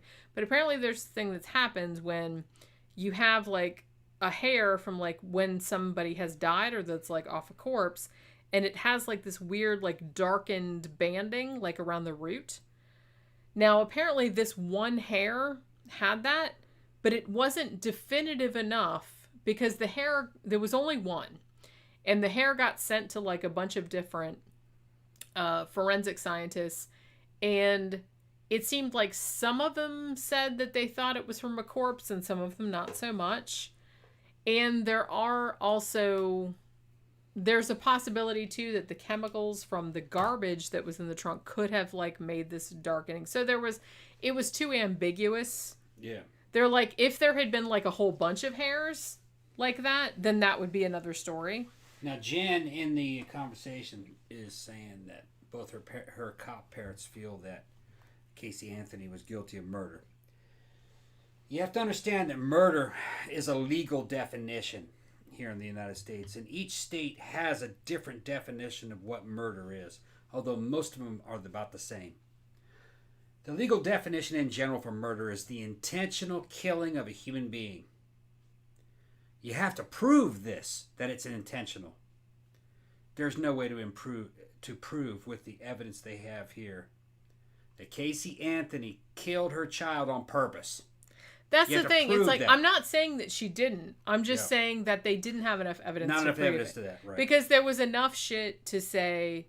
There was enough shit that you could say. Like I said, the whole shit about the trunk. Yeah. They only found one hair. Yeah. The banding on it was ambiguous. It's like it could have come from a corpse. It could have not. Yeah. It wasn't even necessarily Caylee's hair. It could have been, someone else's hair. Because, like I said, all they had was mitochondrial DNA. So it could have been any female, any relative from that matrilineal line. Yeah, and a lot of people get confused about first and second degree or third degree and or manslaughter. First degree is the premeditated killing of a human being. You fucking planned it ahead. First degree. Second degree is the killing of a human being just off the cuff. In the Yeah, you just got mad and you... No, it's not even that. Well, it's kind of like you killed somebody like in the heat of the moment. No, because manslaughter could be that. Okay. Second degree means you killed a person and it wasn't premeditated. Right. Manslaughter tends to be, in most states, are like the killing of a human being, but there was sufficient provocation to deprive the average person of calm reasoning and cool reflection. It's usually something about like that. Okay? So, it's hard to prove. It's hard to prove all those when you think about it. Yeah. How can you prove that somebody planned it? Well, you're going to need paperwork. You're going to need evidence that a person planned it. Sometimes it's situational, but it depends on the jury. Yeah. The difference between second degree and manslaughter can be very slim. Just depends on what the jury thinks. I feel like this may be... Because I feel she got off with... Because what the thing is, the prosecution was trying to do like first degree murder. They were trying to give the death penalty. I feel like had they gone for a lesser charge, I understand why they didn't. It was a play, and they ended up losing it. If she had been convicted of, say, manslaughter, I would not have complained. It wouldn't have been manslaughter. There's no way. There's no way, because there's no way that she, in manslaughter, she would have killed the kid because the kid made her mad enough to kill the kid, and the kid did something to her that was so bad that the average person would have fucking struck out and killed the person.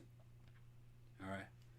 Self-defense or justifiable homicide is the killing of a human being in the act of self-defense, the defense of others, in a situation where you can reasonably believe that something like grievous bodily harm or death would happen to you or someone else. So when you have a jury that gets jury instructions like that, and they're confronted with this evidence, you can't prove that they did it intentionally. You can't prove that they did it because they were pissed off because the kid pissed them off. You can't prove that she did it in self-defense because the kid was going to hurt him. You can't prove that she just killed the kid because she killed the kid at the spur of the moment. So that's the problem. You have to be able to prove... That's, yeah. For it to be murder, there has to be some kind of an intent.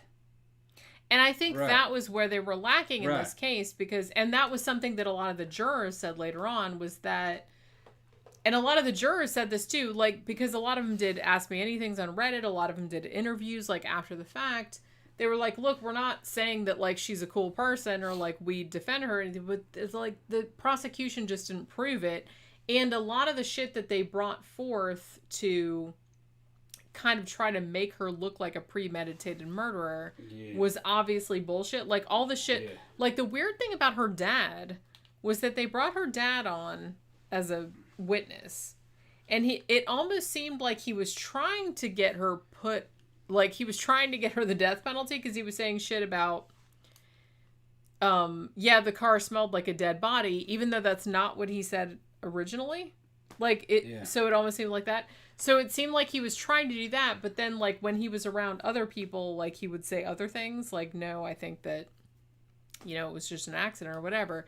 But I'm just saying that even if I'm going to say, I don't think she intentionally, that she planned ahead to murder this baby. I don't think that's why. Let me tell you something. I think that she died accidentally or as a result of Casey's negligence. There you go. That's which I think that's kind of the most likely thing. Most states, she wasn't watching her and something bad happened. I haven't checked Florida, but most states have something called negligent homicide. And that's where a person dies. That's where I'm going. By your lack of action. That's where or you did something to put a person in danger and they died. It's called negligent homicide. That's more, if she had been convicted of that, I would not have a problem. Right. Now, negligent homicide. in most states, a negligent homicide, the maximum is 10 in terms of years in most states. Which she would be out by now. Average for negligent homicide would be more like 3. Okay? Because it's an accident. So still, people, even though you might be mad at this woman, she wouldn't have done a long time anyway. Well, I feel like she would have still been out. Well, like I said, I don't agree that she was completely acquitted. Because she did cover up the shit, right. And they know that she knew what happened and lied about it. There are child cruelty statutes and shit like that could have been added on, but you have to prove them, and there wasn't any evidence of them. That's what I'm saying. So that's why all this shit went down, and that's why my boy, fucking Dr. Matt's little son, and he was about 25 at the time he was working at this court. He told me about a week before the damn verdict came down that there's no evidence she's going to walk. They already knew. Because there's no way to prove intent. Honestly, her dad was a really... he ended up like... He testified like for the prosecution in a lot of ways, but he ended up like helping the defense case a lot more. Because he was notably caught out in several... Because he lied about a bunch of shit too. And so that's why some people don't really know, like, what his role in it was. Because he lied about... Like, okay, for example, when they found the body, right? And it was skeletonized. And it was, like, in this laundry bag. It was in, like, a plastic bag, like, inside of that. And there was a whole thing, too. Like, the dude that found it was, like, he was, like, a meter reader. I think Roy... what the fuck was his name? Roy Krantz? Roy something like that. So he finds the body. He calls it in... And the cops didn't he called the tip line and they were like, yeah, whatever, we'll check up on that. But they never did. So he called them again. And it's like, there was this whole thing. It's like, hey, we already checked that area. There's nothing there. Fuck off.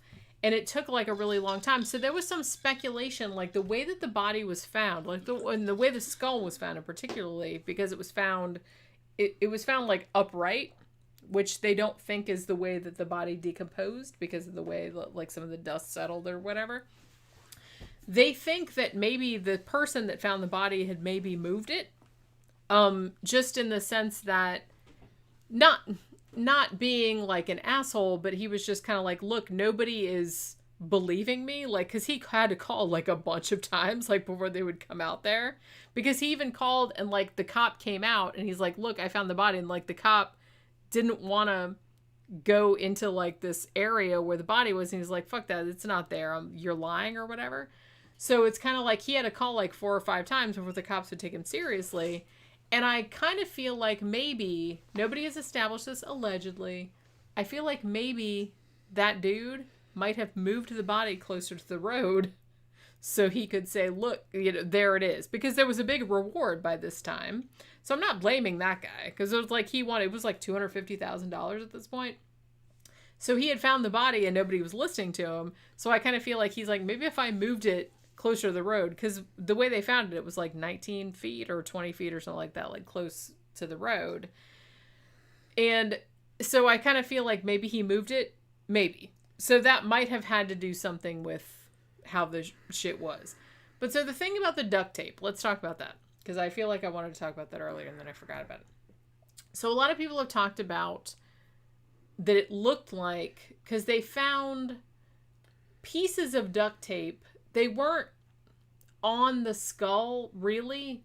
They were kind of like around the skull or kind of just like on the skull. But they were just like on one side. There were like a couple pieces of it that were like going from the ear to like sort of the midline of the skull, but not on this side of the skull. And then there was like another piece that was like kind of found nearby. You know what I'm saying?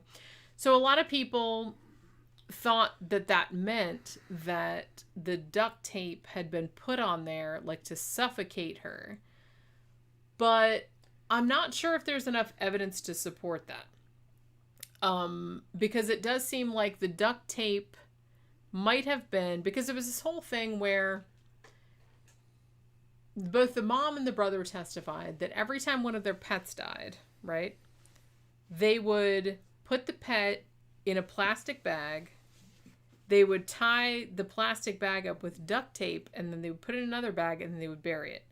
So I kind of feel like that's what they did with this little girl. is they did the same kind of thing. So I feel like that the way that the duct tape was found, it didn't look like it was over her mouth and nose necessarily. Like, you couldn't really tell.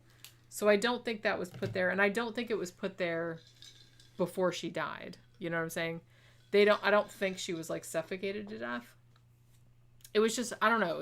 It's possible, but it's an unknown. I don't think there's any way to prove it.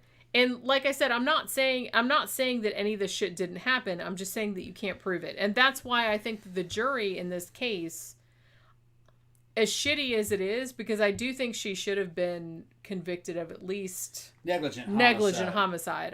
Negligent homicide. I would not have a problem with that. They couldn't prove it, but I'm pretty sure that's what it was. That's what I'm leaning toward. I think it was negligent homicide. Yeah, and had she been in a place that was real tough, like Louisiana or Mississippi, and she wasn't so cute, that bitch would have done 5 years. But she'd have been out by now. 5 years is fast. She would have still been out. She'd have still been out. And like I said, I still think she's a shitty person. She somehow did something, and the baby died, and it was kind of on her, and she didn't feel good about it, so she hid the body. I do think she was responsible, but in some way. But like I said, I think a lot of people said, "Oh, she was like out at a club partying." But like I said, the little girl died like in the middle of the afternoon when Casey was at home. What exactly happened? Did she drug the kid and the kid died of a drug overdose and then she hid it? Although I should say that they did a toxicology on the body and they didn't find anything. Yeah, that body was badly decomposed. But you know what I'm just saying. The fucking tape over the mouth thing, I remember back in the day, they weren't sure if that tape was actually over the mouth. From what I remember, the fucking body was pretty rotten. It might have just been some tape in the area. Well, it was a skeleton. It was a skeleton, right. They think there might have been tape in the area. The tape. And the investigators might have thought that it was on the mouth. There's just, tape, it's not enough to lock a motherfucker up. From what they could determine, this is from what I understand, from what they could determine, from what all the forensic shit that I said. They found 4 pieces of duct tape. Now they know that came from the Anthony house, so it's like the duct tape did come from there. They found the roll in the house. They know that that's where the tape came from. So they know that her and her dad buried the body. They know that.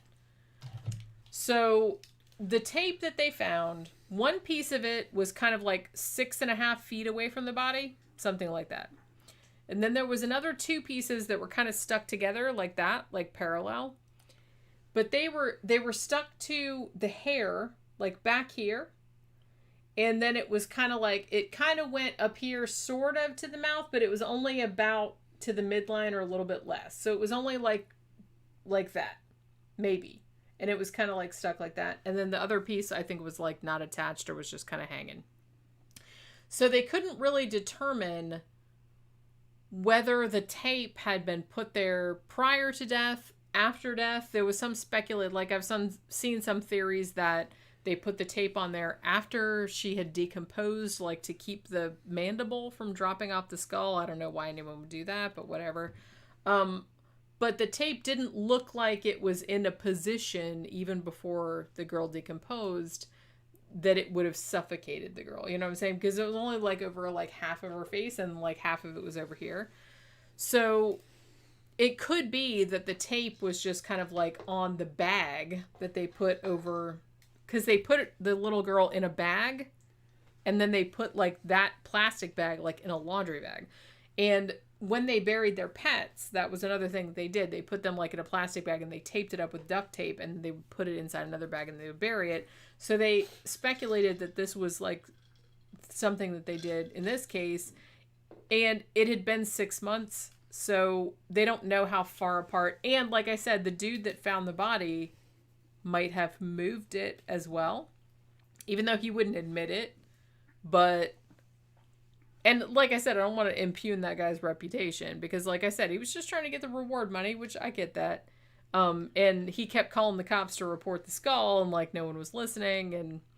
And there was another shit too about where the body was found.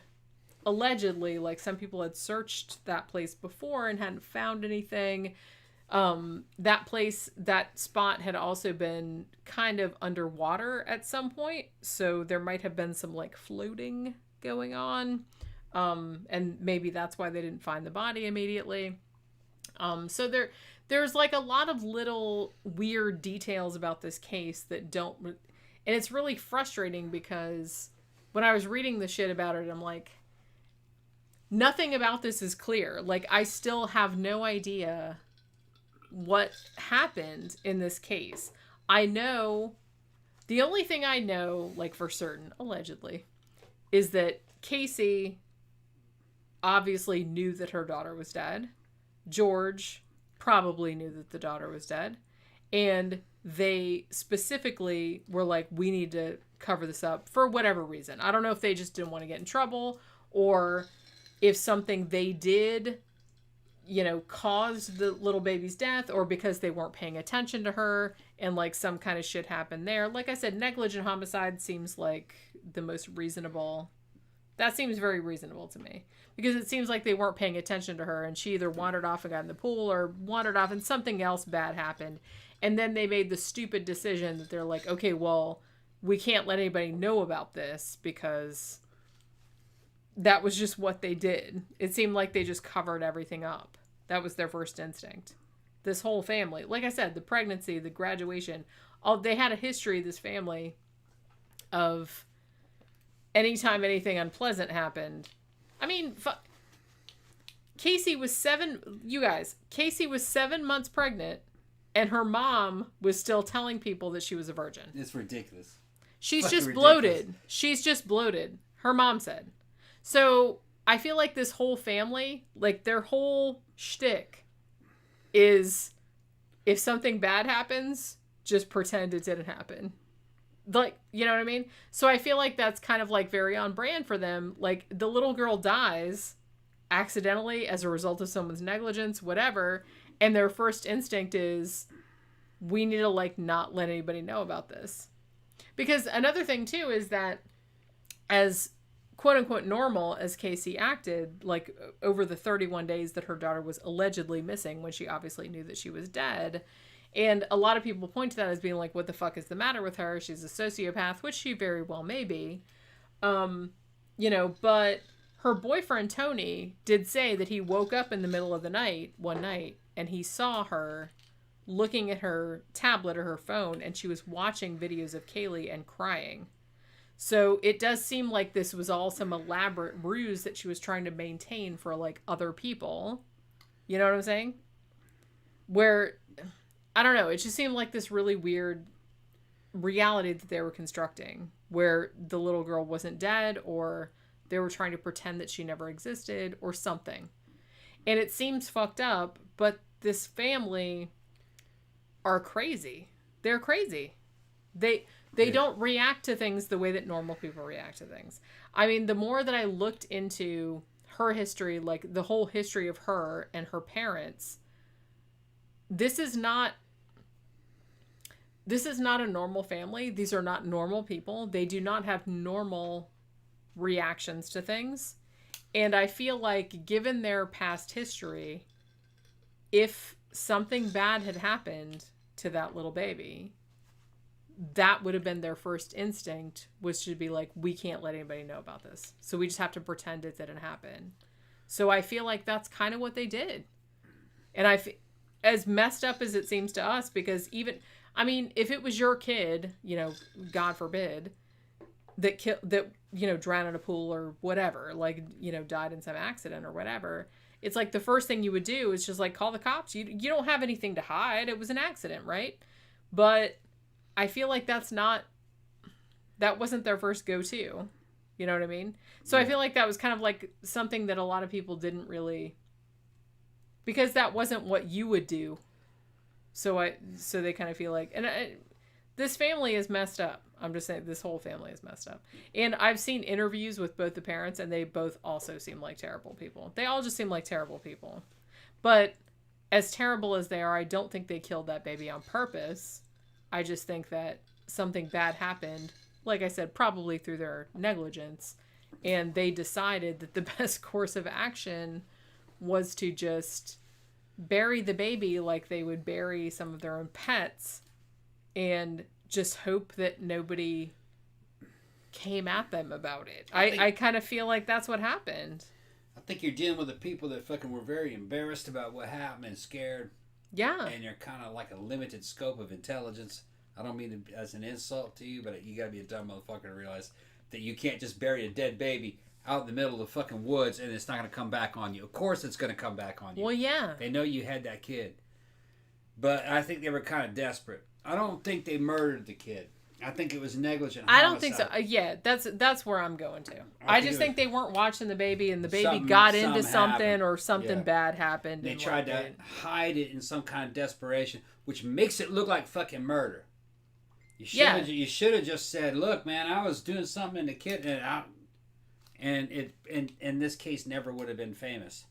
Well, that's what I'm saying, because here's the thing. Like, if you were, okay, so like I said, God forbid, you have like a little kid, and you're watching the little kid alone one day, like hypothetically, and you're doing some other shit, you're cooking some shit, or something that happens over here, and the little kid wanders off and sticks their hand in a socket or something, and they die.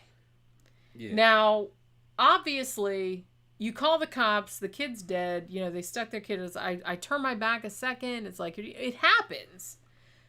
Obviously, you're going to look bad, you know, and this is terrible, but like, that's how it's going to play in the media. Like, why weren't you watching them? Why weren't you doing this? Why weren't you doing that? Like, you should have been watching them every second. You can't let them out of your sight. But it's like, realistically, you have a little kid, they're going to get into shit. You have to go to the bathroom sometimes. You have to sleep sometimes. You don't know what they're doing 24/7. So, I hate to say, but sometimes bad shit's going to happen because that kid's going to get up in the middle of the night. They're going to be like, hey, I'm going to stick. Because one thing that my brother used to do, he let you know those things that you used to use to put in the end of your corn cobs? Like they're kind of like it's a plastic handle with like these two little metal prongs on it. My brother, when he was real little, he would get these out of the drawer, and he decided that these were perfect to put into the sockets in the house. So what would have happened if it had been the middle of the night, 3 a.m.? My little brother wakes up, and he decides, I'm going to go stick one of those fucking corn cob things into the socket, because he thinks that's where they go. Which my mom used to say, well, he's really smart. He's like, well, that looks like a socket, so that's where I'm going to put it. You know what I mean? Because that's what he thought. And so what if at 3 o'clock in the morning he decides he's going to do that and he electrocutes himself? Now, he's dead, and then everybody in the media is like blaming the parents. It's like, why weren't you watching? Why weren't you doing this and that and the other? But it was like 3 o'clock in the morning. Come on, be reasonable. Everyone's sleeping. You thought he was sleeping. So I kind of feel like maybe this is what happened. Now, I'm not saying it's good because it was the middle of the afternoon. I feel like Casey probably was like just yapping on the phone to her friend, and she wasn't watching what her baby was doing, which she should have been doing because she was awake. You know what I mean? So, and the kid wandered off and did whatever she did and ended up with her dying. And that's fucked up. She should have been watching her.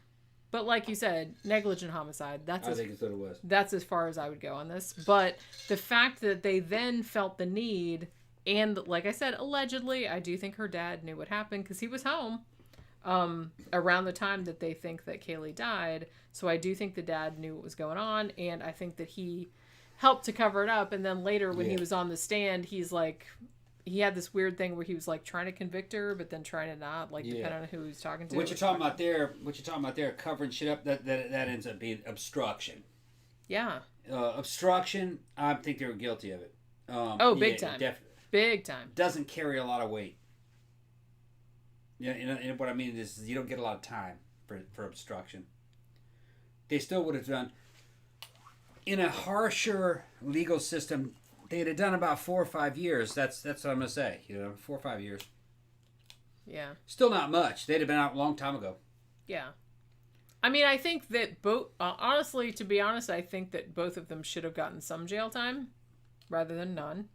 At least for obstruction. Yeah. Because they knew that both of them lied. Yeah. I mean, they could prove that both of them lied, at least. Even if they couldn't prove murder. Well, you can say that they hid the body, so therefore there must have been some kind of a negligent homicide. Yeah. At the minimum.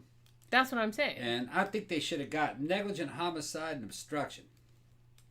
Yeah, I kind of feel like that would have been a better... But the fact that, you know, the prosecution were trying to get murder one. They were trying to get death penalty. That's overreaching. Which, like I said, I feel like maybe... I understand why they did it. It's, you know, it's a thing that they do, and it's like, well, if we're going for the death penalty, we can... It opens up a lot of possibilities that you wouldn't have, like if you charge them with something lesser. So I can understand why they were doing that, but I think that maybe hurt them in the end, because a lot of the jurors were kind of like, look, we know she was guilty of something, but we don't think that there was any premeditation, so you didn't prove negligent homicide. And they also couldn't prove that that there was any prior abuse, because nobody testified to that. Everyone actually testified that she was actually a lovely person and she was like a really good mother. So they couldn't find anybody that would testify against her in that regard. So I do kind of feel like they maybe overreached trying to get murder one. If you had gone for negligent homicide, then probably you would have gone a lot farther. And like I said, allegedly, I kind of feel like they maybe should have looked into George a little bit too. Just because, not because I don't know if I buy the molestation stuff. It could be true. I don't know. They didn't really produce a lot of evidence of it. But I definitely think, and this is my opinion, I definitely think that he knew what happened to the baby. And I definitely think that he helped her hide the body and he helped her cover up for it. I definitely think that. Because he knew he was there. So, you know, that said, that's kind of all I can say about it. Like I said, I can understand why they didn't want to give her murder one, because they didn't prove that. They can't prove that. But, you know, I do get the shit. And some people were saying too about some of the stuff that was in the trunk. And let me talk about that for a second. The shit that was in the trunk, like I said, the garbage and the dead body smell, which the dead body smell was kind of like inconsistent, because it seemed like when the cops came to the house, when the baby was first reported missing, which was 31 days after she presumably died, cops came to the house and came in through the garage where the car was, and none of them reported smelling anything, even though supposedly the body would have been in the trunk. Like I said, I don't think the body was ever in the trunk. I'm not saying, like, obviously they took the body and buried it, but I don't think the body was in the trunk or in the car for any length of time. So I think the smell of it maybe came from that garbage bag or came from some other shit. I don't think it came from the body. But they, like I said, they found the hair. That was inconclusive. They said there was like a stain in the trunk, but that also could have come from shit in the garbage bag. It wasn't like definitive enough to say that came from a body. The trunk didn't look like a trunk that had a decomposing body in it, to me. You know what I'm saying? I'm not a forensic scientist, like I said. It just didn't seem definitive enough, because when a body decomposes in a trunk, it will soak into the shit, and it's like dark. It like makes this big dark, and it didn't look like that. It wasn't egregious enough. It just wasn't. So I feel like, I'm not saying the body wasn't in the car. I'm just saying that it wasn't in it for a long enough period to, you know, maybe she just like threw the body in the back seat and they took it and buried it. And, you know, maybe that contributed. But I don't think the body was in the trunk and it was sitting in that parking lot for like days and days. Because obviously if the body was in the parking lot for like a few days and it was like, this is Florida and it was summer, you would have smelled that for like, from like 20, 30 feet away easily, like within a few days. And nobody did that. So I do kind of feel like there was something else going on there. But I don't know. That said, it's a really like complicated case. And like I said, the fact that the fucking family are so weird and that they're so cagey and that they don't really want to admit to anything. And it's like they say one thing and they say another thing and they say one thing to one person and they say something else to one person.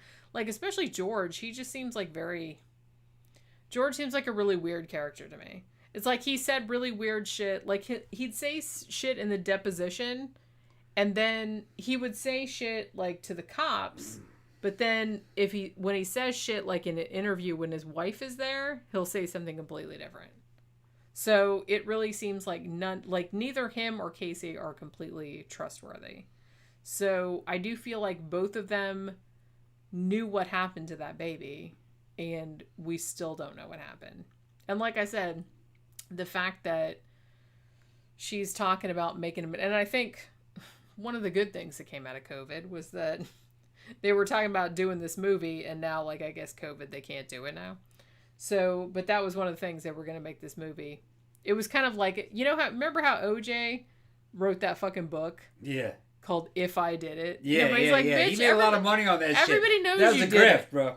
Not good. Everybody knows you did if you did it. Come on. Yeah.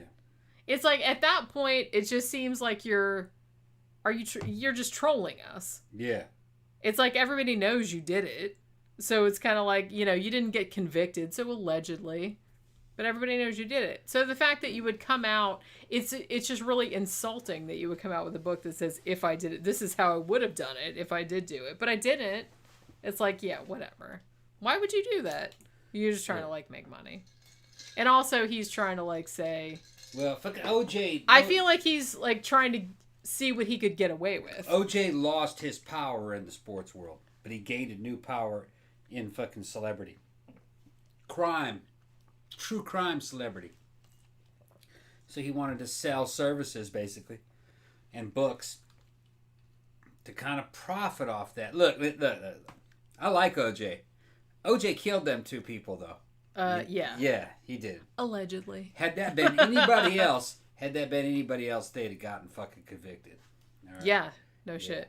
Now, it's not right to fucking damn near cut some woman's head off because she's fucking you over. But I'm telling you one thing. Nicole Simpson was fucking OJ over. I don't know if I buy that, though. She was sucking up a lot of his money, and she didn't really love him. Yeah, but it's like, didn't really love that's him. No excuse to cut someone's head off, though. It's not. Man, but, if I could just, like, cut the head off of everyone that fucked me over, I'd be a serial killer. My understanding is that this was a Hollywood relationship. You had OJ and you had Nicole Brown Simpson. Nicole I'm not going to say she's a hooker, but there's a groupie type mentality in Hollywood. You know what I mean? Hold on a second. Tim said, what was the name of the book you read about Casey? It was called Everything You Didn't Know About the Caylee Anthony Trial, I think it was called. It's on Kindle Unlimited. Yeah. I read it on Kindle Unlimited. Nicole was playing with fucking OJ's emotions. I think fucking OJ loved her. She was fucking him up, playing with his fucking emotions, treating him like a fucking punk. And then she's fucking probably dating other dudes underneath his nose. He had enough, and that motherfucker lost it. And he saw her with that other dude, and I think he thought that was the boyfriend. I don't think that was the boyfriend, was it? No, that wasn't her boyfriend. But he thought that was just a friend of hers. He thought it was, and he went fucking ballistic. He'd had enough of that shit. And fucking from what I remember, that was a long time ago that case happened. But from what I remembered, there was some evidence that she was fucking spending a lot of his money. And not really spending a whole lot of time with him. You know what I mean? That's just. But like I said, being a shitty person. And I know this is kind of hard for people to like. Being a shitty person doesn't mean, one, that you're a murderer, or two, like in Caylee Anthony's case. Like I said, she is a shitty person. Yeah. She's a shitty person. That doesn't mean that she premeditatedly murdered her daughter. But like I said, she's still a shitty person, like, because what she did after the daughter died. Yeah. The same thing about it is that even as Nicole Simpson was a shitty person, that doesn't mean she deserved to have OJ, cut her head off. But I'm going to tell you that fucking Nicole was shitty. But fucking OJ was shitty too. That's what I mean. Well, he beat the shit out of her. Yeah, he was shitty too. Yeah. So it's like, can you blame her? I don't know. I wasn't there. I mean, I wasn't no, there. I'm I just can't- saying, yeah, like, I can you can't. blame her? Because she did, I mean, even, like, years before she got murdered, He was probably. she was reporting him for spousal abuse. But was he slapping the shit out of her For because domestic she was abuse. sucking somebody else's dick, or what? Yeah, what was but the it's deal? like, What was that's the- not what was the an deal? excuse. It's like, you're my wife. Why are you sucking That's all not an this dick? excuse. The What he motherfuckers should've- are crazy. What he should have said He was, says, "Get your- well, pack if your shit, get the right, fuck pack out." your shit and get out. That's what I would have said. You shouldn't have just like beat the shit out you of her. have motherfuckers that can't control their emotions. I'm just But saying. like I said, but that's not an excuse. He was That's just not an maybe he excuse. was addicted to that. You woman. can't control He's your addicted to that emotions. woman. He can't- You need to learn he's your. addicted to You that need to woman. learn to control your emotions. Is That was a long time is ago. the That was- answer that I look, would look, give. that was a long time ago when I was a kid, and I remember that era. You know what I mean? And that was a different time. That was shocking even back in those days. But there's more to that. There had to have been more I know, to but that I story. feel like they're still operating on the Yeah. assumption that, Yeah. you know, I ain't if, talking about it no more. if a chick is like cheating on you, or if she's doing that, then like it's deserved, which that's kind of problematic. I mean, it's like, just like I said, just because you're a shitty person, that doesn't mean you deserve to get murdered. You know what I Yeah. mean? Because I've written about some people that did get murdered and they were shitty people, but it's like, I'm not saying they deserved what they got, because they obviously they didn't.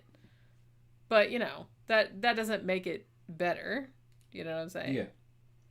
Pepper said, are you guys going to do something on the Zodiac Killer cipher? We talked about it like at the beginning of the show.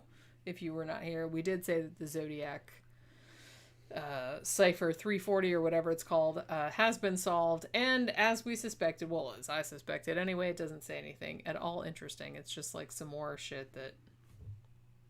the shit that he always said. Are we ever going to find out who that motherfucker was? He's dead. Well, I'm sure he's dead, but it's Yeah. like, it would be cool if they could at least be like, hey, this is him. Although, would it ruin the mystique? Because I feel like Zodiac is one of those killers that he's still this big mystery. Him and the Phantom Killer, I guess. Because they both, like, wore masks. So it's like, you never know. I almost feel like people like it better if they don't know who he is. Because if you find out who it is, it'll just be inevitably, like, some schlub. It's like, oh, that's him? Yeah. Yeah. You know what I'm saying? It's almost kind of like when original Night Stalker got caught. Joseph D'Angelo. And everybody's like, ugh. That's it. It's like this like, fat old fart. Fuck that. It's not fun anymore. You know what I'm saying? Yeah. Yeah. I'm thinking about that curry. I'm not thinking about all that. You're thinking about the I'm curry? thinking about that curry. Yeah. What time is it? It is 8:22. Damn. Actually, pretty early.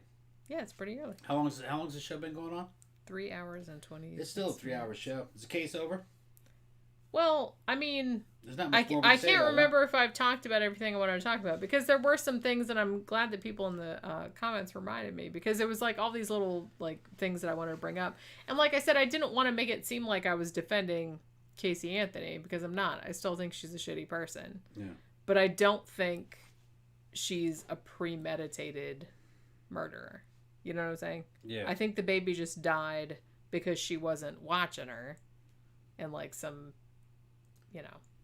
bad shit happened, and then she made the very, very stupid decision, allegedly with her and her dad, that they were gonna cover it up instead of calling the police, which just kept compounding the error and making them look even more and more suspicious. But like I said, if you read anything about these people, this family, the dynamic of this family is really, really messed up. Because like I said, the whole shit about George and the wife, who had split up for a time and then they got back together, George said that Caylee, the daughter, was one of the reasons that him and the wife divorced. And I think it was just because, I don't know if it was because Cindy thought the daughter was a fuck up, and they were having, and she wanted the daughter to be perfect, and she was pretending the daughter wasn't a fuck up. And George was kind of like, no, but she is a fuck up. So I kind of feel, because like I said, Caylee's a shitty person. She stole from people. She stole from her friends. She stole from her mom. She took a bunch of money out of their accounts. I don't know if I mentioned this earlier, but one of her friends, it might have been Amy, but I can't remember. One of her friends went off on like vacation or something, and like Casey was supposed to be like watching her shit or doing some shit for her while she was gone, and she basically used Amy's checkbook and spent like $300 something like at Target just buying like fucking food and toilet paper and shit like that. Like she wasn't buying anything like, you know, extravagant. She was just buying like regular shit, but she went to like Target and spent like a whole bunch of her friend's money. And then when her friend got back and tried to like pay some bills or try to do something with her checking account, like all her money was gone. So she did like drain one of her friend's accounts like while she was gone. So as I said, the friends did know that she was a compulsive liar, that she was kind of a leech in the sense that she didn't have a job. So she was always kind of like, hey, can you buy me lunch? Hey, can you buy me some gas? Hey, can you give me a ride? Hey, she was one of those kind of people. Like, we know some people like that. So she was kind of a person like that, which, like I said, that's terrible and nobody should be like that. But I'm not saying that that makes her like a premeditated murderer. Those are two completely different things. But the fact that she reacted so weirdly to her daughter's death, you know, like I said, terrible person. Also probably a bunch of mental issues that probably came from her family because her family all have horrible mental issues as well. It's messed up, you guys. Yeah, like, well, seriously. we're making a show out of them. We don't really know them, but it looked like... I'm just saying, yeah, this is just my, you know, perception of it from the outside. Right. Like, from reading, Based you know, on the what trial other people have transcripts, said. reading, like, you know, watching interviews with them and stuff. Like, this is just my perception of the shit. The weird thing about it, like I said, is that a couple psychologists, like, you know, evaluated her and didn't think there was anything the matter with her. But I was like, I find that hard to believe. Because she seemed like... I don't know if I'd go so far as to say sociopathic, but she definitely seems like a compulsive liar because she just lies about stuff that is not... She would invent... She not only invented a nanny... and invented the fact that she had a job. She invented like a whole thing. Like, oh, I'm an event planner at Universal. I'm doing this, that, and the other. She would like invent details about it. She invented a boyfriend. The dude was like apparently a real dude, but she said that he had a kid named Zachary. I think the dude's name was Jeff Hopkins. And she's like, yeah, and me and Jeff, we took... you know, the baby, and we took his kid Zachary to the park, and we did this and that was not true. So she just invented entire scenarios. She invented entire friends. She invented little friends for Caylee when Caylee was still alive.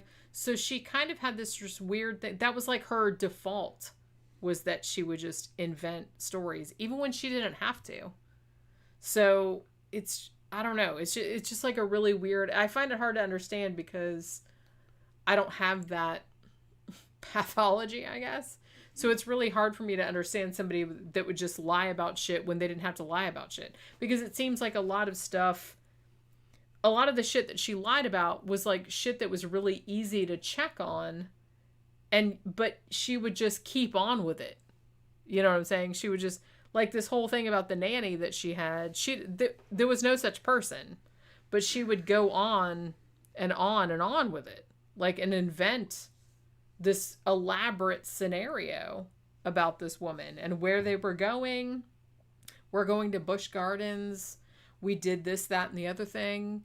And then the mom would call and be like, can I talk to Caylee? Oh, well, no, you can't because we decided we were going to stay in Tampa another day with the nanny and we're doing this. So she would always like come up with this like shit. And it was like, it's crazy. It's crazy. And I can't understand like people like that because I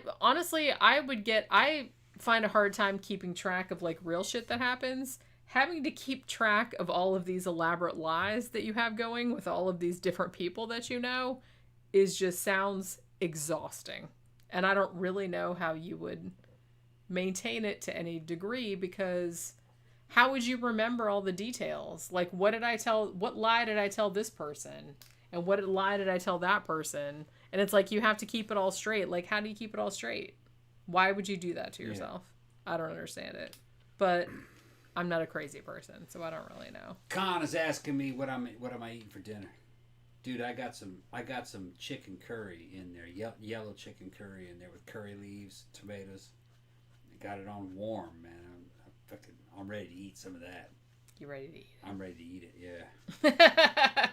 I'm starving. He's getting hungry. All right, so we better... I think we can wrap this up. Shut it down. We can shut it down. The show's been 3-something hours. I mean, like I said, I didn't go super into, like, all the details, but I feel like most people know, like, the little intricate details of the shit, so I kind of wanted to get into some of the shit that I read about it, and, like, some of the fascinating shit that I came up with, because the psychology of these people just, like, kind of fascinates me, like, why... I understand, like, why they would act the way they would act, but in another way I can't understand it, because I don't have that psychopathology, I guess. So it's like, to me, it just seems really weird. And like to a lot of people, it would seem really weird because the way they react to shit is not the way that normal people would react. So I get that. Like I said, I'm not forgiving her. I do think that she should have done some prison time, at least for negligent homicide, because I definitely think that she knew what happened and she wasn't paying attention and some bad shit happened and then she covered it up, which was stupid. But what are you gonna do? So, all right. What are you talking about? Oh, last podcast did a good Caylee Anthony show. I actually haven't listened to that yet. I listened to this, a couple other ones, like, I think, like, there was a whole bunch of, like, documentaries, like, fucking, the ID channel and shit like that. I watched all those, and then, like I said, Stephanie Harlow did a 4.5-hour 3-part series on it that was really good. I usually look for last podcast on the left because I like those guys, but I didn't see their one on this one, so I'll have to maybe watch that tomorrow because I did actually find this really fascinating. But there were a couple books about it. Like I said, I think the one that I read, there was a couple different ones that I read, but the one that I really liked was, I think it's called Everything You Didn't Know About the Caylee Anthony Trial. I can't remember who wrote it, but if you look on Amazon, look on Kindle Unlimited, because that's how I read. I have the subscription, so I read it for free, like the ebook. And I read that one, and that was somebody that was, like, looking at, it wasn't, like, a whole overview of the trial, but they were just kind of, like, talking about, like, the little intricacies of the case, like the whole thing about the trunk and the whole thing about the duct tape, and, like, they kind of went into all the shit that was said at the trial, and they were pointing out all various things about it, and it was really interesting. So I would recommend that one. I can't remember what the other one that I read was called, but yeah, so, like, look into that. But I don't know what Caylee Anthony's up to nowadays. Like I said, after her sexy movie about her truth, I don't know. What the fuck was the name of it? Like, the title of it was so... Oh, man. What was the title of that movie that they were going to make? Shit. It wasn't If I Did It. That was OJ. But it was something like that. You know what I'm saying? I don't remember it. It was, shit, I can't remember what it is now, but it was something like bullshit. Like, if you heard it, you would just, like, roll your eyes and be like, really, bitch? Okay, whatever. But it was that kind of thing. And the fact that her and OJ were going to do a reality show when somebody thought that was a good idea. I mean, I'm sure everybody would watch it, just, because everybody'd be curious. But I'm just saying, if they had made the movie, I probably would have watched it, but I wouldn't have paid for it. I would have just pirated it. Because you don't want to give anybody money. You don't want to, like, encourage that behavior, but you still want to see it. So, I'm just saying. All right, so we're going to wrap up this episode and go eat some curry. Yeah, I'm fucking starving. So, hopefully you guys starving enjoyed and this. I'm getting quiet, which that's a sign that the tequila's taking over. The tequila is taking over. Now he's more tequila than man. He's more tequila than man. Yeah. If I don't watch it, man. If I don't watch it, fucking Seagal's gonna come after me. I won't be able to defend myself under this fucking blood alcohol level. I think you're still safe at this point. All right. Like I said, he might still sit on your head and he might suffocate you, which that'd be bad, but I could probably push him over. Thank you, Victor. Look, we got some Thank more money. you, Victor. Thank you, Victor. Jenny fan club membership. Cool. All right, so we're still pretty coherent. That's pretty good. All right. So remember, if you like the show, please like, share, subscribe. If you haven't already, I'm sure most of you have. If you'd like to financially support the show and you haven't already, you can go to our Patreon page, patreon.com. Whatever. .crom. It's like crump. Yeah. Patreon.com/13 o'clock podcast. And you can give a small monthly donation. You get to like vote on polls about what the next movie is going to be, movie retrospective, what the next episode is going to be, all kind of shit like that. It's super fun. You get early access to all the episodes, all the recorded episodes at least, and shit like that. And also, if you would like to financially support the show, but you don't like Patreon, you can go to PayPal, which you can go to our blog, which is 13o'clockpodcast.wordpress.com. Go to our PayPal account. There's a button in the sidebar. And you can give a one-time donation if you'd like to do that. And as always, we will see you guys tomorrow. We'll do another live stream, probably a movie review. We've already watched the movie, so I already know what it's going to be. So come back tomorrow and see our hungover asses talking about a movie that we saw on Netflix.